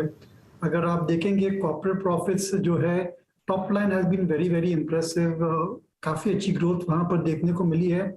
बॉटम लाइन थोड़ा सबड्यू था क्योंकि कॉस्ट इंक्रीजेस की वजह से ऑपरेटिंग प्रॉफिट पर दबाव था, बट सभी कंपनियों ने I think by and large price increases ले चुके हैं और मेरे ख्याल से सितंबर क्वार्टर एक बहुत ही बढ़िया क्वार्टर रहेगा। अगर आप मैनेजमेंट की कमेंट्री सुनेंगे तो बहुत ही कॉन्फिडेंट है मैनेजमेंट, और ये जो अपकमिंग फेस्टिवल सीजन है I think that will be the best ever for the country and for company as a whole. So ये जो डाइवर्जेंस है, ये जो आउट परफॉर्मेंस है, I think that is to be expected and it may continue for several more months और quarters as well. Deepan, लेकिन मेरा एक डर है कि ये जो अमेरिका में जो सेल ऑफ आ रहा है ये क्या कहीं ना कहीं कैचअप नहीं करेगा? बाकी ग्लोबल मार्केट्स में भी हम देख रहे हैं इतना कुछ यूफोरिया है नहीं, तो हम एक तरफ आई अंडरस्टैंड कि हमारी अर्निंग्स अच्छी थी Q1 में, उसका एक फायदा है, आगे डिमांड अच्छी रहेगी और लार्जली हम एक डोमेस्टिक कंजम्पशन ड्रिवन इकोनॉमी है तो वो एक पॉजिटिव है, but the fear of catch up और ये फिर से FIIs बेचने को आ गए तो क्या दबाव नहीं आएगा और is it just a fear? देखिए, in the market you must always be fearful. FI की सेलिंग आ सकती है और इंटरेस्ट रेट बढ़ सकते हैं, ऑयल के दाम फिर से 120-130 जा सकते हैं, बहुत सारी चीजें जो है वो खराब हो सकती है, लेकिन इस समय तो यही लग रहा है कि we are on a very sound foundation और एक काफी डीप करेक्शन के बाद मार्केट फिर से अपवर्ड ट्रैजेक्टरी में मूवमेंट दिखा रहा है। ये बहुत ही पॉजिटिव है। FI की सेलिंग है वो तो कोई नई बात नहीं है, इतनी सारे लाखों करोड़ बेच के चले गए हैं, लेकिन हमारा मार्केट वही का वही है और थोड़ी बहुत भी उनकी बाइंग आ जाती है तो automatically the market starts to move up. तो जो FI का जो फैक्टर है, जो फियर फैक्टर है, वो मेरे ख्याल से काफी हद तक कम हो चुका है। Yes, I think India's fundamentals can get impacted by higher oil prices or higher commodity prices or any geopolitical event. But by and large, I think अब तक के जो भी खराब समाचार है, जो भी adverse news है, that has all got more or less discounted. And now I think we are looking beyond the last 1 or 2 quarters or 1 or 2 years and looking forward to this year and the next year, which may be very good for the economy. क्या आपने crude mention किया तो अभी एक development जो Bloomberg पर report हो रही है वो दरअसल ये इंडिकेशन दे रही है कि US ने इजराइल को कह दिया है कि ईरान की डील अब जल्द होना अनलाइकली है। उसके बाद देखिए करीब आधे % तक के गेंस पर ब्रेंट क्रूड ट्रेड करता हुआ दिखाई दे रहा है। ओपेक प्लस का वो $100,000 या फिर 1 लाख बैरल का production cut which is like a token production cut, लेकिन चाइना में लॉकडाउन्स, चाइना में कंजम्पशन डिमांड कम होने का खतरा, इस सब के बीच ये क्या ट्रैजेक्टरी आप देखते हैं कच्चे तेल में? अब एज लॉन्ग एज वे बिलो 100 मुझे लगता है भारतीय इकोनॉमी के लिए कंफर्टेबल है, लेकिन क्या आपको लग रहा है कि ये स्थिति एडजस्ट की तस बनी रहेगी? मुश्किल है। We can still have a forecast on Sensex, Nifty और stock prices, लेकिन तेल के दाम ऐसे है कि कोई भी प्रिडिक्ट नहीं कर सकता है। एक फोरकास्ट है कि तेल के दाम $200 जा सकते हैं, कोई बहुत ही बढ़िया ब्रोकिंग कंपनी ने ये फोरकास्ट दिया है, और एक अलग ब्रोकिंग कंपनी ने ये फोरकास्ट दिया है, फाइनेंशियल हाउस ने फोरकास्ट दिया है कि $40 हो जाएगा। So there is no consensus as far as oil prices are concern. They can go any which way, काफी वॉलेटाइल है, they react to a lot of events, और जैसे आप देख रहे हैं the world is a bit of a dangerous place at this point of time, so I wouldn't want to comment on anything as far as oil prices are concerned. पर आपने जो बात कही कि at these levels I think up to $100 or so India is able to manage, और ये जो $100 का जो लाइन है, जो प्राइस है, I think that has got discounted. उसका जो inflationary effect है that also has come through and it has got passed through.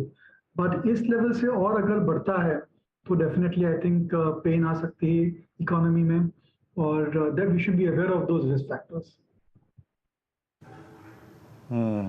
अच्छा दीपन जी, अभी तक के आपकी अगर आप देखें जो कमेंट्री रही और जिस प्रकार से आपने इंडियन मार्केट्स पे और इस डाइवर्जेंस को बहुत एक सटीक डाइवर्जेंस की संज्ञा दी है, और ये डाइवर्जेंस एक मीनिंग रखता है। अर्निंग्स की बात की आपने और एक सिल्वर लाइनिंग हमारे लिए क्रूड है। ये इस क्वार्टरली अर्निंग्स के बाद दीपन जी आपका कन्विक्शन एक दो ऐसे स्टॉक्स को बताइए जिसको लेके काफ़ी बड़ा है, उनकी कमेंट्री को सुन के, उनके नंबर्स को देख के, एक बहुत ही हाई इन्फ्लेशन एनवायरनमेंट में रहते हुए भी जिन कंपनियों ने अपने मार्जिन्स को मेंटेन किया, कमोडिटी के प्रेशर को बावजूद अगर आप देखें अपने मार्जिन्स को मेंटेन किया, एक दो ऐसी कंपनियां जो कि क्वार्टरली अर्निंग्स के बाद आपको बहुत इंप्रेस करके गई हूँ दीपन जी? दो सेक्टर्स की बहुत ही बढ़िया नंबर्स आए, एक तो बैंकिंग एनबीएफसी और दूसरे थे automobile.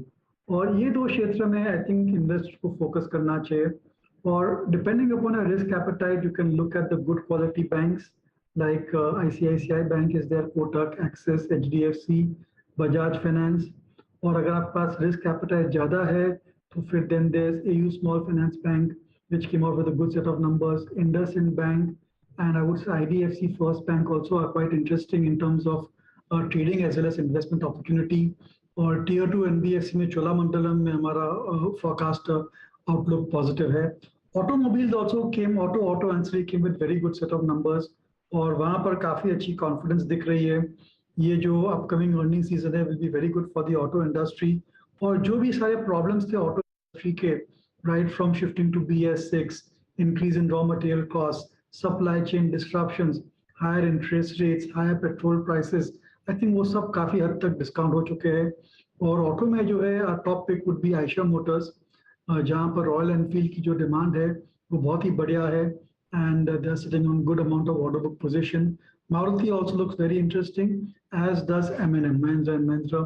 Auto ancillary also I think could start to do much better। और वहाँ पर जो है भारत फौज है, मिंडा इंडस्ट्रीज है, मिंडा कॉप है, I think these are companies can do exceedingly well going forward. तो ये जो सेक्टर्स है बैंकिंग और ऑटो, इसमें निवेशक को फोकस करना चाहिए और अच्छी बढ़िया सी पोजीशन बनाएंगे तो आई थिंक अगले 6-12 महीने में it can be out performing sectors. In fact आप कुछ देर पहले वो फेस्टिव सीजन का जिक्र कर रहे थे, तो आई अंडरस्टैंड कि ऑटो उसमें कवर हो जाएगा। What about the core rural theme, you know, आपकी पाइप वाली कंपनियां या फिर आपकी प्योर एफएमसीजी प्लेस, क्या वहां पर भी इक्वल अपॉर्चुनिटी है पैसे बनने की इस समय? On the FMCG side, we are not that positive. उसकी वजह ये है कि जो भी FMCG की कैटेगरीज है, soaps, detergents, shampoos, hair oil, I think वहाँ बहुत सारी कैटेगरीज मेच्योर हो चुकी है और वहाँ पर to get double digit volume growth is gonna be very very difficult. तो आप कुछ कई सालों तक you will see single digit 4-5% type of volume growth, 3-4% could be the increase in the value. और जो अर्निंग्स है कंपनीज के, they will find it very difficult to grow at double digit also. So अगर आप FMCG को avoid करेंगे तो I think that may be a better strategy. Consumption as an investment theme is still very strong. You can definitely play consumption through real estate, automobiles, building materials, retail, entertainment. I think all of these are new, I would say, engines of growth when it comes to consumption. Or you can definitely play those specific investment theme rather than FMCG. FMCG rural की वजह से भी कोई पर दबाव में है। दीपक जी, एक और आखिरी प्रश्न पॉसिबली, जब आपका कैपिटल गुड्स अच्छा कर रहा है, आपका अगर आप देखें कंस्ट्रक्शन इक्विपमेंट कंपनियां बहुत अच्छा कर रही हैं, ऑल टाइम हाई पे फ्लोट कर रही हैं, मॉनसून का एंड हो चुका है, सीमेंट प्राइसेस हाई के इंस्टेंसेस मिल रहे हैं, ऐसे में अगर मैं आपसे कहूं सर कि आपको अगर एक सीमेंट पैक का एक स्टॉक खरीदना हो, वो कौन सा होगा, किस पे बैठ करना चाहेंगे आप इस वक्त? Ultratech, no doubt about it. I think काफी aggressive expansion plans है. It's India's largest cement company, and I think that if you want to go for buying into cement, although I'm not that positive on cement per se, then Ultratech would be the top bet. Ultratech cement, वाकई I mean Deepak ji बहुत बहुत शुक्रिया। और याद रखिएगा UltraTech cement इस वक्त day high पे ट्रेड कर रहा है और इसका प्राइस पैटर्न इतना अट्रैक्ट कर रहा है कि पूछिए मत। और आप अल्ट्राटेक सीमेंट को आप यकीन मानिए जून 2021 से लेके अब तक जाइएगा, चार्ट्स रीड कीजिएगा, और इनफैक्ट जून 2021 क्यों, आप दिसंबर 2020 से जाके रीड कीजिए, आप अल्ट्राटेक सीमेंट के चार्ट को 2 भागों में बाइसेक्ट कर सकते हैं। डायरेक्टर साहब अगर 1 साल का चार्ट हो तो दिखाइएगा, extreme strength above 6900, and slightly weak below 6900। अब धीरे धीरे ग्रेजुअली ये अपनी 6900 की ट्रैजेक्टरी की तरफ बढ़ता हुआ, और बड़ी बात यह है कि अगर आप इसको रीड करें 17 जून से लेकर अब तक, तो इट्स ए टिपिकल फ्लैग जो शायद अमूमन पैसा बना के काफ़ी देता है। चंदन थापड़िया हमारे साथ जुड़ चुके हैं बातचीत करने के लिए। चंदन नमस्कार, कार्यक्रम में स्वागत है। चंदन, आपका इस वक्त का कन्विक्शन ट्रेड? जी और देखिए, सबसे पहले निफ्टी की बात करें तो निफ्टी 17,442 से लेकर 17,777 के दायरे में फंसा हुआ है। बट बाय ऑन डिप की रणनीति इंटेक्ट है और पहला पड़ाव 17,667 पे रहेगा। अब स्टॉक स्पेसिफिक आइडिया की बात करें तो यहाँ पे देखिए selective hotel company, cement, powers या फिर कुछ पीएसयू नेम्स है, वहाँ पे मोमेंटम आ रहा है। तो यहाँ पे मेटल रिलेटेड पीएसयू नेम्स की बात करूँ, कोल इंडिया पे यहाँ पे पॉजिटिव ऑप्टिक देखने को मिल रहा है। Major weekly monthly setup positive है। डेली चार्ट पे एक परफेक्ट बुलिश कैंडल का आज आगाज हुआ है और एक मेजर जो 235-234 का लेवल था उसका ब्रेकआउट हुआ है। तो कोल इंडिया पे यहाँ पे खरीदारी की सलाह देंगे। लगभग अभी 238 प्लस तक के प्राइस चल रहे हैं। 232 का स्टॉप लॉस रहेगा 250 के टारगेट के लिए।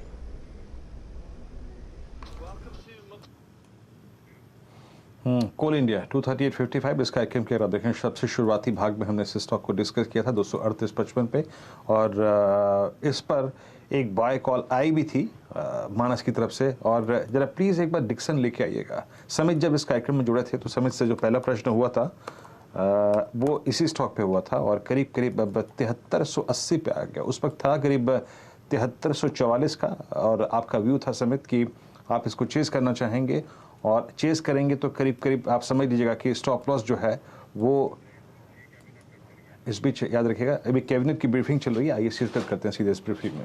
ये संशोधित रेलवे की जो भूमि नीति है, इससे बुनियादी ढांचे को और अधिक कार्गो टर्मिनल्स के एकीकृत विकास को बढ़ावा देगी।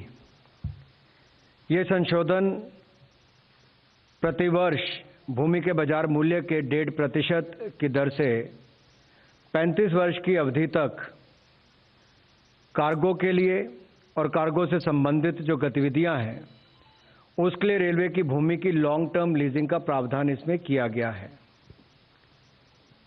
अगले 5 वर्षों में 300 से ज़्यादा पीएम गति शक्ति कार्गो टर्मिनल्स विकसित किए जाएंगे। 1.25 लाख से ज़्यादा इसमें रोजगार स्वरोजगार के अवसर होंगे। इससे माल ढुलाई में रेलवे की हिस्सेदारी में बढ़ोतरी भी होगी और देश में ओवरऑल लॉजिस्टिक्स कॉस्ट में भी कमी आएगी। इस नीति से रेलवे की जमीन पर चाहे सोलर प्लांट्स लगाने हो, उसके लिए भी नॉमिनल लागत पर भूमि को उपलब्ध करवाया जाएगा। इस नीति के माध्यम से रेलवे की भूमि का उपयोग और सरल हो सकता है और सार्वजनिक जो सेवा उपयोगिताएं हैं जैसे कि बिजली, गैस, पानी या सीवरेज की बात करें या राइट ऑफ वे की भी बात करते हैं, जब ऑप्टिकल फाइबर भी डालनी होती है तो उसके लिए भी दिक्कत आती थी। जल शक्ति मिशन का काम चल रहा है तो पाइप डालनी है तो उसके लिए अनुमति लेने में समय लगता था। इससे जो आम आदमी के जीवन में बदलाव आएगा, यानी कि उसकी जो सुविधाएं मिलती हैं, चाहे वो जैसे मैंने पहले कहा बिजली, गैस, पानी और सीवरेज निपटारन से लेकर राइट ऑफ वे चाहे ऑप्टिकल फाइबर का हो, उस सब के लिए इससे बल मिलेगा। और प्रतिवर्ष बाजार मूल्य का जो 1.5% ही इसमें मात्र देना होगा। इसके अलावा इसको पीपीपी मोड पर अच्छे स्कूल के भवन बनाने हो तो उसको भी देने का प्रावधान इसमें से किया गया है। स्वास्थ्य की सुविधाएं करनी हो तो उसके लिए भी प्रावधान होंगे और इसके लिए मात्र ₹1 प्रति स्क्वायर मीटर के हिसाब से नॉमिनल वार्षिक फी ली जाएगी। आपको ज्ञात होगा इससे पहले मात्र 5 वर्ष के लिए ही भूमि देने की जो अवधि होती थी मात्र 5 वर्ष की ही होती थी। अब इसको बढ़ाकर जब 35 वर्ष किया गया है तो उससे ज़्यादा कार्गो टर्मिनल्स बन पाएंगे, ज़्यादा निवेशक आ पाएंगे, रुचि उनकी बढ़ेगी और जो जनता से जुड़ी हुई सुविधाएं हैं उनको भी मिलने में देरी ना लगे, क्योंकि रेलवे की लाइन पूरे देश भर में बहुत जगह है, उसका लाभ भी हो सके, वो भी हमने इसमें किया है। कुल मिलाकर 300 गतिशक्ति कार्गो टर्मिनल्स विकसित होंगे और 1.25 लाख से ज़्यादा रोजगार इसमें होंगे। तो सीएनबीसी आवाज की खबर पर मोहर लगती हुई कैबिनेट की प्रेस कॉन्फ्रेंस में देखिए ऐलान हो चुका है। जो लैंड लाइसेंसिंग फी का मुद्दा था वहां पर बड़े बदलाव सरकार ने किए हैं। सबसे पहले 6% से उस फी को घटाकर 1.5% किया गया है। ऑफ कोर्स वो एक स्पेसिफिक कैटेगरी के लिए है। साथ ही साथ रेलवे लैंड के इस्तेमाल का भी यहाँ पर जो प्रावधान है वो काफी आसान होता हुआ दिखाई देगा। खास तौर से उन्होंने कहा है कि 300 से ज्यादा कार्गो टर्मिनल्स दरअसल अब तैयार होने की पूरी संभावना जताई जा रही है। बड़े पैमाने पर निवेश भी आएगा और ये एक मेजर है जिसके चलते कॉनकॉर में बड़े विनिवेश की तरफ भी आगे कदम बढ़ रहा है। तो वो भी मार्केट इस समय फैक्टर इन करता हुआ ये एलएलएफ का ही मुद्दा था जो बड़े लंबे समय से अटका पड़ा था और उस पर कैबिनेट ने फाइनली गो अहेड दे दिया है। याद रखिएगा सीएनबीसी आवाज ने सबसे पहले आपको खबर दी थी कि एलएलएफ का मुद्दा सुलझ रहा है और तमाम वो डिटेल्स आपने लक्ष्मण रॉय की जुबानी आज सुबह ही सुने हैं। वो स्टॉक आज आउट परफॉर्म करता हुआ 8-8.5% की तेजी दिखा रहा है। चंदन, ये एक स्टार परफॉर्मर है आज का, भाग तो चुका है लेकिन क्या अभी भी मौका है लेट कमर्स के लिए इसमें कोई पोजीशन खड़ी करने का?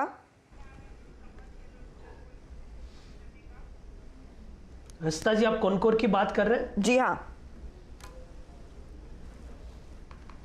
बिल्कुल। देखिए, कॉनकोर में काफी अच्छा पॉजिटिव सेटअप देखने को मिल रहा है और अच्छी बात यह है कि most of the PSU units में काफी अच्छा रुझान देखने को मिल रहा है और उससे अच्छी बात यह है कि अपने लाइफ टाइम हाई में टेरिटरी में एंटर हो रहा है। पिछले साल का जो हाई था वो 754 के आसपास था और आज के दिन इसने 766 का एक नया हाई बनाया है। वीकली, डेली और मंथली चार्ट पे यहाँ पे ब्रेकआउट हुआ है और आज के वॉल्यूम्स भी काफी बड़े हैं। लगभग आप देखोगे 2 करोड़ वॉल्यूम्स के साथ में ये ब्रेकआउट हुआ है। तो इस वजह से यहाँ पे मोमेंटम इंटेक्ट रहेगा। जरूर चल गया बट कोई भी डिप आता है या फिर 2-3 बार में स्कैटर्ड वेनर में आप ले सकते हो। ओवरऑल हमारा मानना है कि 710 सपोर्ट का काम करेगा, ऊपर में 770 से लेकर 800 तक के नए स्विंग के लिए। पहले ABFRL लेके आओ। जी कॉनकोर आपकी स्क्रीन पे 725 पे ट्रेड करता हुआ और इसी कार्यक्रम में हमने एक ट्रेड और दिया था ABFRL। जरा प्लीज़ लेके आइएगा 320, मेरे ख्याल से स्क्रीन पे 319 रुपये 80 पैसे पे गया था। वो कॉल तो पता नहीं मेरे को कितने में ट्रेड कर दी, लेकिन मेरे ख्याल से दोनों ही विशेषज्ञ राहुल ने और मानस ने 320 की कॉल पे फोकस किया था। डायरेक्टर साहब का प्रीमियम स्क्रीन पे लेके आएंगे तो मेरे को शायद याद आ जाए। इट्स 14 नाउ, मेरे ख्याल से 11-12 रुपये के आसपास स्क्रीन पे गई थी। एग्जैक्टली मेरे को नहीं मालूम, लेकिन हाँ ये करीब 200 अब 23 पर डे हाई की डिजेक्ट्री में आके ट्रेड करता है। चलिए अब यहाँ से काम करते हैं, समेटते हैं ABFRL को और चलते हैं गौरांग जी के पास आज का उनका मिड कैप फंडा समझने के लिए। गौरांग बताइए आपका मिड कैप फंडा। वीरेन, प्रोग्राम की शुरुआत से आप breakout, life time high shares की बातें कर रहे हैं। हमने भी कोशिश करी इस दरमियान में ऐसा कुछ ढूंढने के लिए, तो विनिति ऑर्गेनिक्स स्पेशलिटी केमिकल से जुड़ा हुआ है, एक मझौली कंपनी है। इसका सर्वोच्चम हाई बना था मेरे ख्याल से 2323 के आसपास। मौजूदा स्तर मेरे ख्याल से करीबन 2280-85 के आसपास चल रहा है। और ये जो भी नतीजे हमने इस कंपनी के इस वित्तीय वर्ष के पहली तिमाही के देखे हैं, उसके बाद हमने जो हमारा लक्ष्य है उसको ऊपर की तरफ बढ़ा करके 2500 का किया है। मेरे ख्याल से बहुत ही बेहतरीन विकल्प है। और चाइना +1 पॉलिसी को लेकर के भी अगर आप देखने जाए तो भारत में स्थापित जो स्पेशलिटी और एग्रो केमिकल्स बनाने वाली कंपनियां हैं उनको एक बहुत बड़ा मौका एक्सपोर्ट के रूप में आता हुआ दिखेगा। विनिति ऑर्गेनिक्स आपकी स्क्रीन पे ट्रेड करता हुआ। और अगर आप विनिति ऑर्गेनिक्स को देखिए तो केमिकल स्पेस में इस स्टॉक ने गजब पैसा कमा के दिया CY 20 में, 21 में, 22 में। और इनफैक्ट विनिति ऑर्गेनिक्स करीब 2286 पे ट्रेड करता हुआ। ये इसकी मोर और less all time high trajectory है और बेहद शानदार मूव दिया स्टॉक ने। और हाँ, टेक्निकली एक ब्रेकआउट की एक्सपेक्टेशन इस स्टॉक में बन रही है। चलिए अब यहाँ से काम करते हैं, BTST का जो क्रम है उसको शुरू करते हैं। और एक चीज़ मैं आपकी स्क्रीन पर रखना चाहूँगा, उस क्रम को शुरू करने से पहले सुबह हमने बहुत ट्रेड लिया। अंबुजा सीमेंट की कॉल ली हमने, ACC की 2380-2400 की कॉल ली। आपको मैंने इनफैक्ट एक बात कही थी सचिन के साथ डिस्कशन में कि अल्ट्राटेक सीमेंट की उस कॉल का ध्यान रखिएगा 6700 रुपये की। और अल्ट्राटेक सीमेंट की वो कॉल जानते हैं अब कितने पे ट्रेड कर रही है? अल्ट्राटेक सीमेंट की 6700 की वो कॉल जो है हमने 155 पे स्क्रीन पे अगर आप देखें बात की थी, और मैं फिर कह रहा हूं आपको कि इट्स ए टिपिकल फ्लैग जो कि इस स्पेस के लीडर के चार्ट पर विजिबल है। ये छोटी मोटी बात नहीं होती। प्लीज डायरेक्टर साहब उस कॉल का प्रीमियम लेके आइएगा। 6700 की वो कॉल 155 की थी और मेरा बहुत बिलीव था कि वो दोगुनी हो जाएगी, डबल हो जाएगी, और 312 रुपए हो गई वो कॉल, ये 252 रुपए हो गई ये कॉल। शानदार मूव दिया इस कॉल ने। इट्स ए टिपिकल फ्लैग, और फ्लैग का ब्रेकआउट स्क्रीन पे विजिबल है। चंदन थापड़िया जी, आपसे शुरुआत करते हैं BTST कॉल और STBT मोमेंटम कॉल्स के क्रम को। बताइए आपका कन्विक्शन कॉल। बिल्कुल वीरू, देखिए सीमेंट काउंटर हमें सारे के सारे अच्छे लग रहे हैं और आज दिन के शुरुआत में सीमेंट काउंटर पे फोकस था। सीमेंट में देखिए तो ACC, अंबुजा, इंडिया सीमेंट और अल्ट्राटेक तीनों अच्छे लग रहे हैं। आपने अल्ट्राटेक का जिक्र किया, वो भी अच्छा लग रहा है, और ACC और अंबुजा पे भी हमारा पॉजिटिव रिकमेंडेशन है। तो इनफैक्ट आपके ट्रेड के साथ मैं अल्ट्राटेक को रिकमेंड करना चाहूँगा, क्योंकि हम टुवर्ड्स द क्लोज जा रहे हैं और यहाँ पे एक बड़ा ब्रेकआउट हुआ है। हालांकि काउंटर 4% चल चुका है, बट अभी भी खरीदारी की सलाह रहेगी। 6750 के आसपास इसको ले, आपको 6600 का स्टॉप लॉस, ऊपर में 7000 प्लस तक के टारगेट बनेंगे। तो अल्ट्राटेक एक ट्रेड रहेगा जहां पे हमारा मानना है कि पॉजिटिव बायस रहेगा। मौजूदा लेवल से 3 से 4% का रनअप देखने को मिलना चाहिए। में 3 से 4% की और तेजी के लिए ये BTST ट्रेड साबित होता है। गावा साहब, आपका ट्रेड क्या रहेगा? मेरा ट्रेड इस वक्त है कोल इंडिया।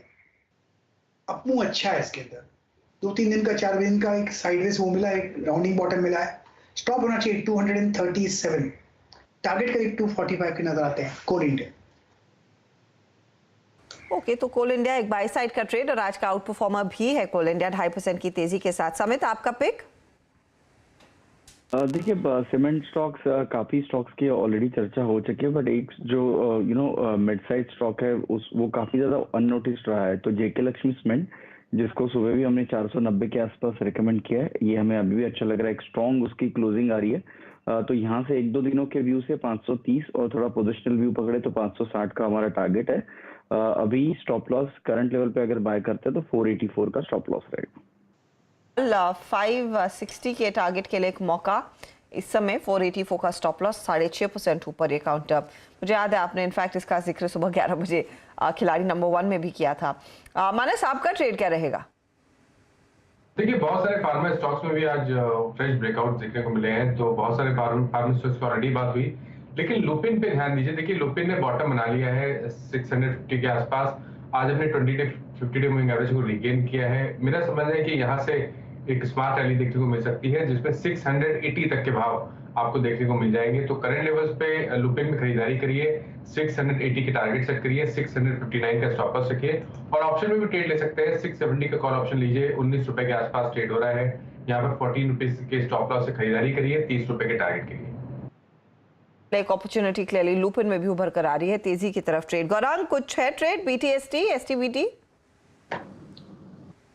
तो अर्शिदा, मेरे ख्याल से सीमेंट का जिक्र हो रहा था। ग्रासिम काफी अच्छा लगता है, और मेरा ये मानना है कि अगर आप थोड़ा बहुत समय देते हैं तो ये शायद आपको 1900-1950 तक ज्यादा वो दिखा देगा।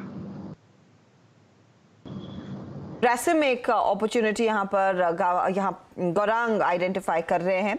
अल्ट्राटेक का जिक्र चंदन ने किया था। अच्छा, डिफेंस काउंटर्स पर एक बार नजर डालिए। वैसे भी नजरें थी कुछ समय के लिए गार्डन रीच पर, लेकिन स्टॉक काफी तेजी से, अब तब तो 10% ऊपर था, अब 16% ऊपर आ गया, तो थोड़ा लेट आ रहे हैं इस पर। लेकिन ये 353 के लेवल्स पर, यानी कि ब्लू स्काई जोन में आ चुका है counter. 333 I, if I remember correctly, इसका 52 वीक हाई था, उसके ऊपर ट्रेड करता हुआ, तो न्यू हाईस पर एक काउंटर। इसी के साथ आप मजगांव डॉक पर भी नजर डालिए, जो 8% की तेजी पर कारोबार कर रहा है। यहां पर भी एक बहुत बड़ा मूव देखने को मिला है। 410 है ये स्टॉक इस समय आपकी स्क्रीन पर आएगा। मजगांव डॉक का 416 इसका 52 हफ्तों का हाई है, उसी के करीब जाकर घूमा है। मजगांव डॉक के लिए एक और डेवलपमेंट होने वाला है कि तारागरी करके एक फ्रिगेट है, जो दरअसल कंपनी ने मैन्युफैक्चर की है भारतीय नौसेना के लिए। इसे ये दरअसल हैंडओवर करते हुए दिखाई देंगे इंडियन नेवी को 11 सितंबर को, यानी कि इस वीकेंड पर होने वाला है पूरा कार्यक्रम। इस शिप को बनाने की शुरुआत मेरे ख्याल में 2020 में हुई थी और अब 2 साल लगे हैं, ये फाइनली हैंडओवर होती हुई दिखाई देगी। इसमें supersonic surface to surface missile systems होंगे, एनिमी वॉरशिप्स के लिए लीथल प्लेटफॉर्म तैयार किया जाएगा, कई सारे आरसैम्स लगेंगे, एयर टू सरफेस मिसाइल्स भी होंगी। तो बेसिकली ये एक बहुत बड़ा फ्रिगेट हैंडओवर होता हुआ मझगांव डॉक की तरफ से। मानस, इसका एक बार चार्ट देखिए, क्योंकि ये एक इवेंट आ रहा है, उसके पहले स्टॉक भाग चुका है, लेकिन ये सभी डिफेंस कंपनियों में हमने देखा है काफी तगड़ी तेजी देखने को मिली है। ये आगे किस तरह के लेवल्स दिखा सकता है? देखिए 5 दिनों से कंसोलिडेशन हम देख रहे थे और उससे पहले में याद हो तो 300 रुपए से लेकर 410 तक की रैली देखने को मिली थी। 5 दिनों से कंसोलिडेशन के बाद आज एक फ्लैग पैटर्न का ब्रेकआउट देखने को मिला है, तो बिल्कुल अभी भी खरीदारी करिए, 390 रुपए के नीचे स्टॉप लॉस रखिए और पोजीशन टारगेट अगले हफ्ते अगर हम बात करें 5 से 6 सेशन की, तो मेरा समझना है कि 450 तक के भाव आपको मझगांव डॉक में देखने को मिल सकते हैं। डॉक 450 के लेवल्स दिखा सकता है अगले हफ्ते और एक ट्रिगर पॉइंट भी है। गौरांग, कितना पैसा आपने कमिट किया है इन डिफेंस प्लेस में ये, और खास बात इस पर्टिकुलर फ्रिगेट तारागिरी की ये होगी कि 75% अब जो मटेरियल यूज हुआ है वो इंडिजीनियस है, यानी कि पूरी तरह से भारतीय कंपनियों से सोर्स किया गया है या फिर भारत में बना है। तो हर्षदा, पिछले हफ्ते हमारे मित्र आशीष वर्मा ने शुक्रवार को एक शो किया था बेस्ट वर्सेस बेस्ट। वहां पर एक क्षेत्र था सुरक्षा को जोड़ करके और हिंदुस्तान एरोनॉटिक्स और BEL ये 2 विकल्प दिए थे आशीष ने हमें, लेकिन पसंद तो दोनों ही है। प्राथमिकता हमने हिंदुस्तान एरोनॉटिक्स को दी थी और एक वास्तविकता ये भी है कि पिछले हफ्ते ही जब Indian aircraft carrier INS Vikrant को भारतीय नौसेना को सौंपा गया, तो विक्रांत में भी मेरे ख्याल से 75वीं सदी जो है वो भारत में पुर्जे बने थे और 25% इसके जो इंपोर्ट किए गए थे। और ये जो तीसरी सूची सरकार के तरफ से प्रतिबंध हुई थी इंपोर्ट्स को लेकर के, सुरक्षा का जहां तक सवाल है, उसने एक तस्वीर बदल दी है भारत में स्थापित सुरक्षा क्षेत्र से जुड़ी हुई कंपनी, फिर वो सरकारी कंपनियों या फिर निजी क्षेत्र की कंपनी, मिसाल के तौर पर LNT वगैरह, भारत फोर्ज वगैरह। तो मझगांव डॉक्स IPO के समय से हमने निवेश की राय दी थी और एक ही मेरी रिक्वेस्ट ये होगी, विनती ये होगी हर्षदा निवेशकों को कि आप थोड़ा समय दें, क्योंकि ये जो भी प्रोटोटाइप मॉडल बनाएंगे उसको पास होने के लिए बहुत सारे टेस्ट होने पड़ते हैं, उसकी जांच होती है और बाद में मास स्केल प्रोडक्शन होता है। तो मझगांव डॉक से लेकर के Hindustan aeronautics, BEL, Bharat dynamics limited, LNT, Bharat forge, ये जो भी कंपनियां सुरक्षा क्षेत्र से जुड़ी हुई हैं, ये हमारी खरीदारी की सूची में। डिफेंस स्पेस में आप देखें गौरांग जी की जो प्रेफर्ड पिक्स है वो आप सुनते हुए, meanwhile look at UltraTech Cement, I mean क्या मूव आया है। चंदन, मैं एक प्रश्न आपसे पूछूं, आई मीन इस फ्लैग को देखते हुए क्या 67 की अब काफ़ी इन द मनी हो गई? हमारे जो व्यूअर्स 6700 की कॉल लेके बैठे थे, 6800 की कॉल का प्रीमियम लेके आइएगा। अगर कभी कभी क्या होता है ना, आई मीन देखिए है तो global environment uncertain, I mean नहीं मालूम हमें 100 पॉइंट कल नीचे खुलेंगे, 200 पॉइंट ऊपर खुलेंगे या फिर 150 पॉइंट नीचे खुलेंगे, लेकिन कभी कभी किसी स्ट्रक्चर पे बिलीव करने का मन करता है। इसकी 6800 की कॉल लेके आइए। क्या एक छोटी क्वांटिटी में भी काम करना चाहिए? पैसा बनेगा इस पे?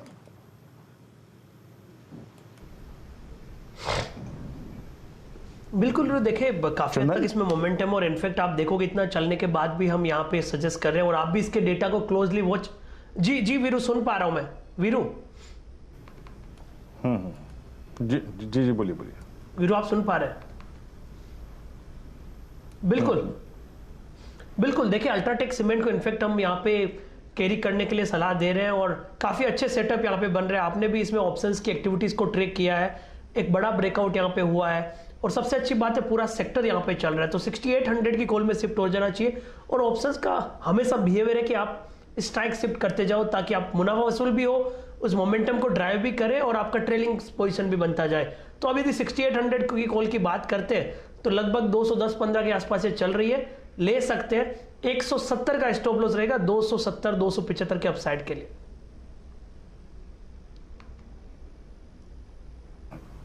गजब का मूव देता हुआ अल्ट्राटेक सीमेंट, इनफैक्ट पूरा का पूरा स्पेस याद रखिएगा बहुत स्ट्रॉन्ग मूव देता हुआ, अच्छा मूव है यहाँ पे, डे हाई की ट्रेजेक्टरी में आके ट्रेड करता हुआ ये स्टॉक का।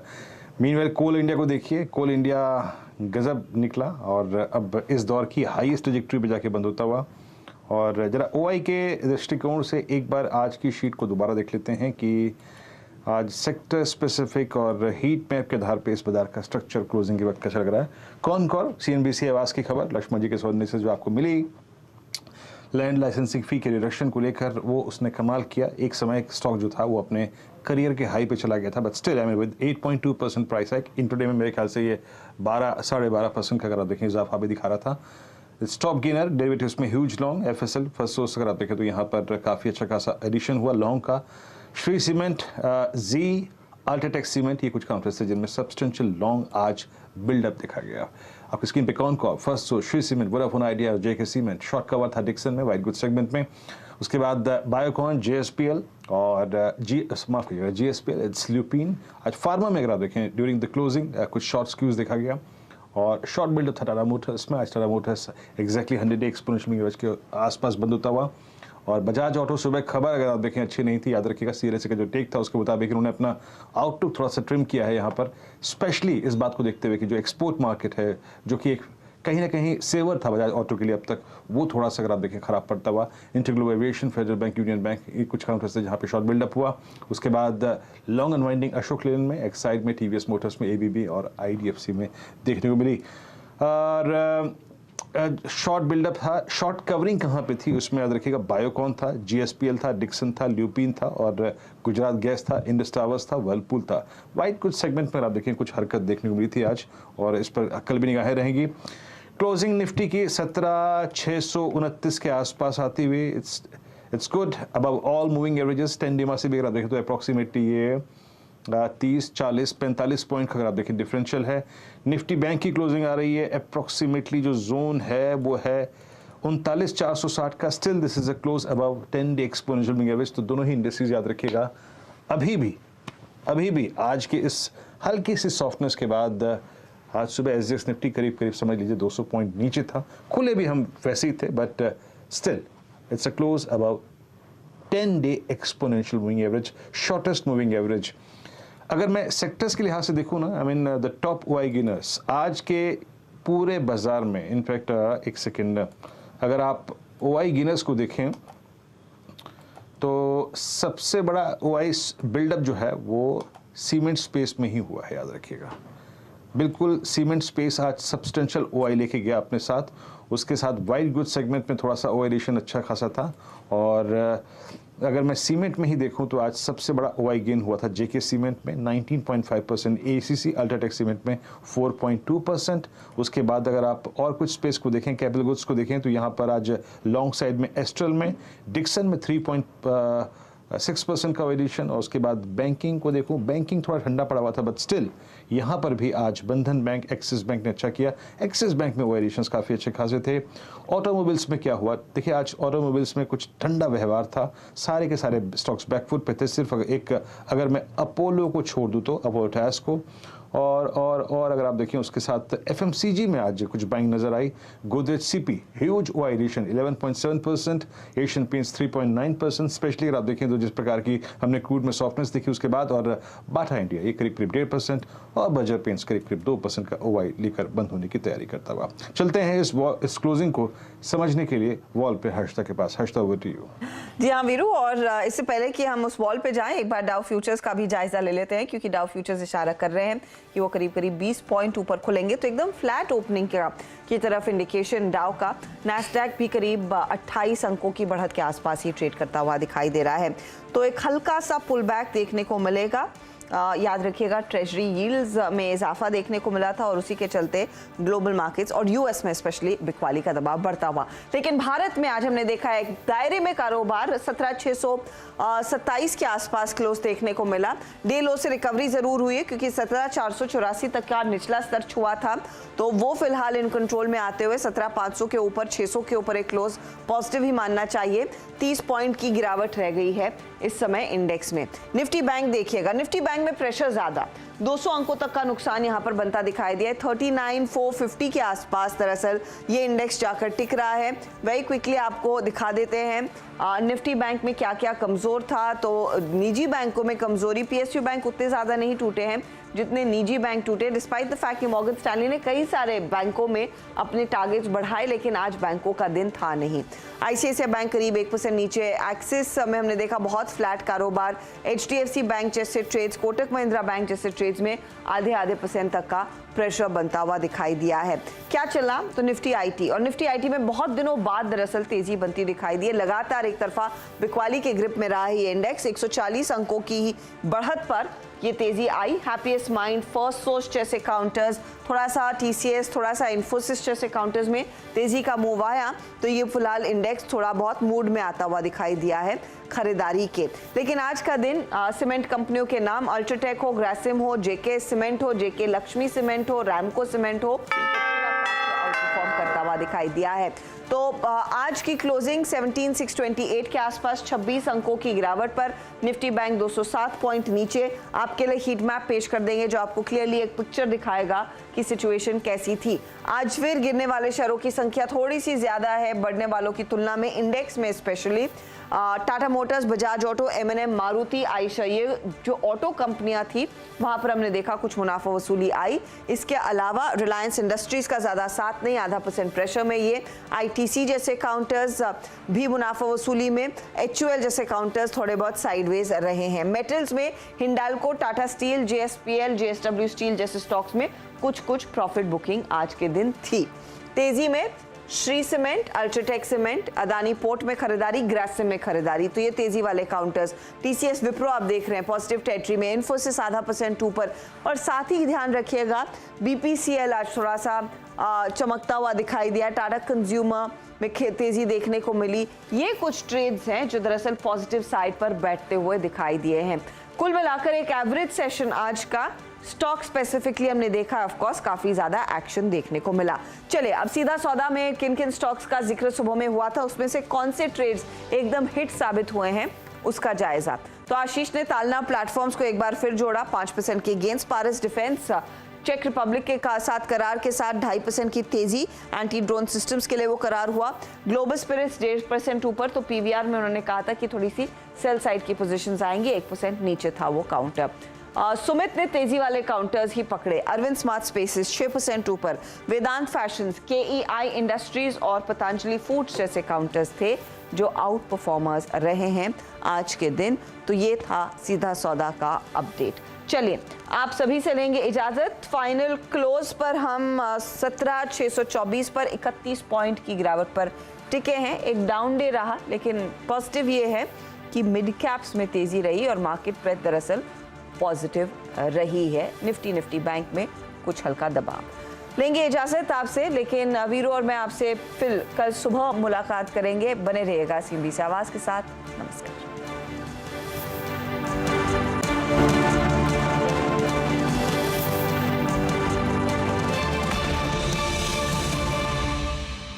मेगाफ्लेक्स प्लास्टिक्स लिमिटेड।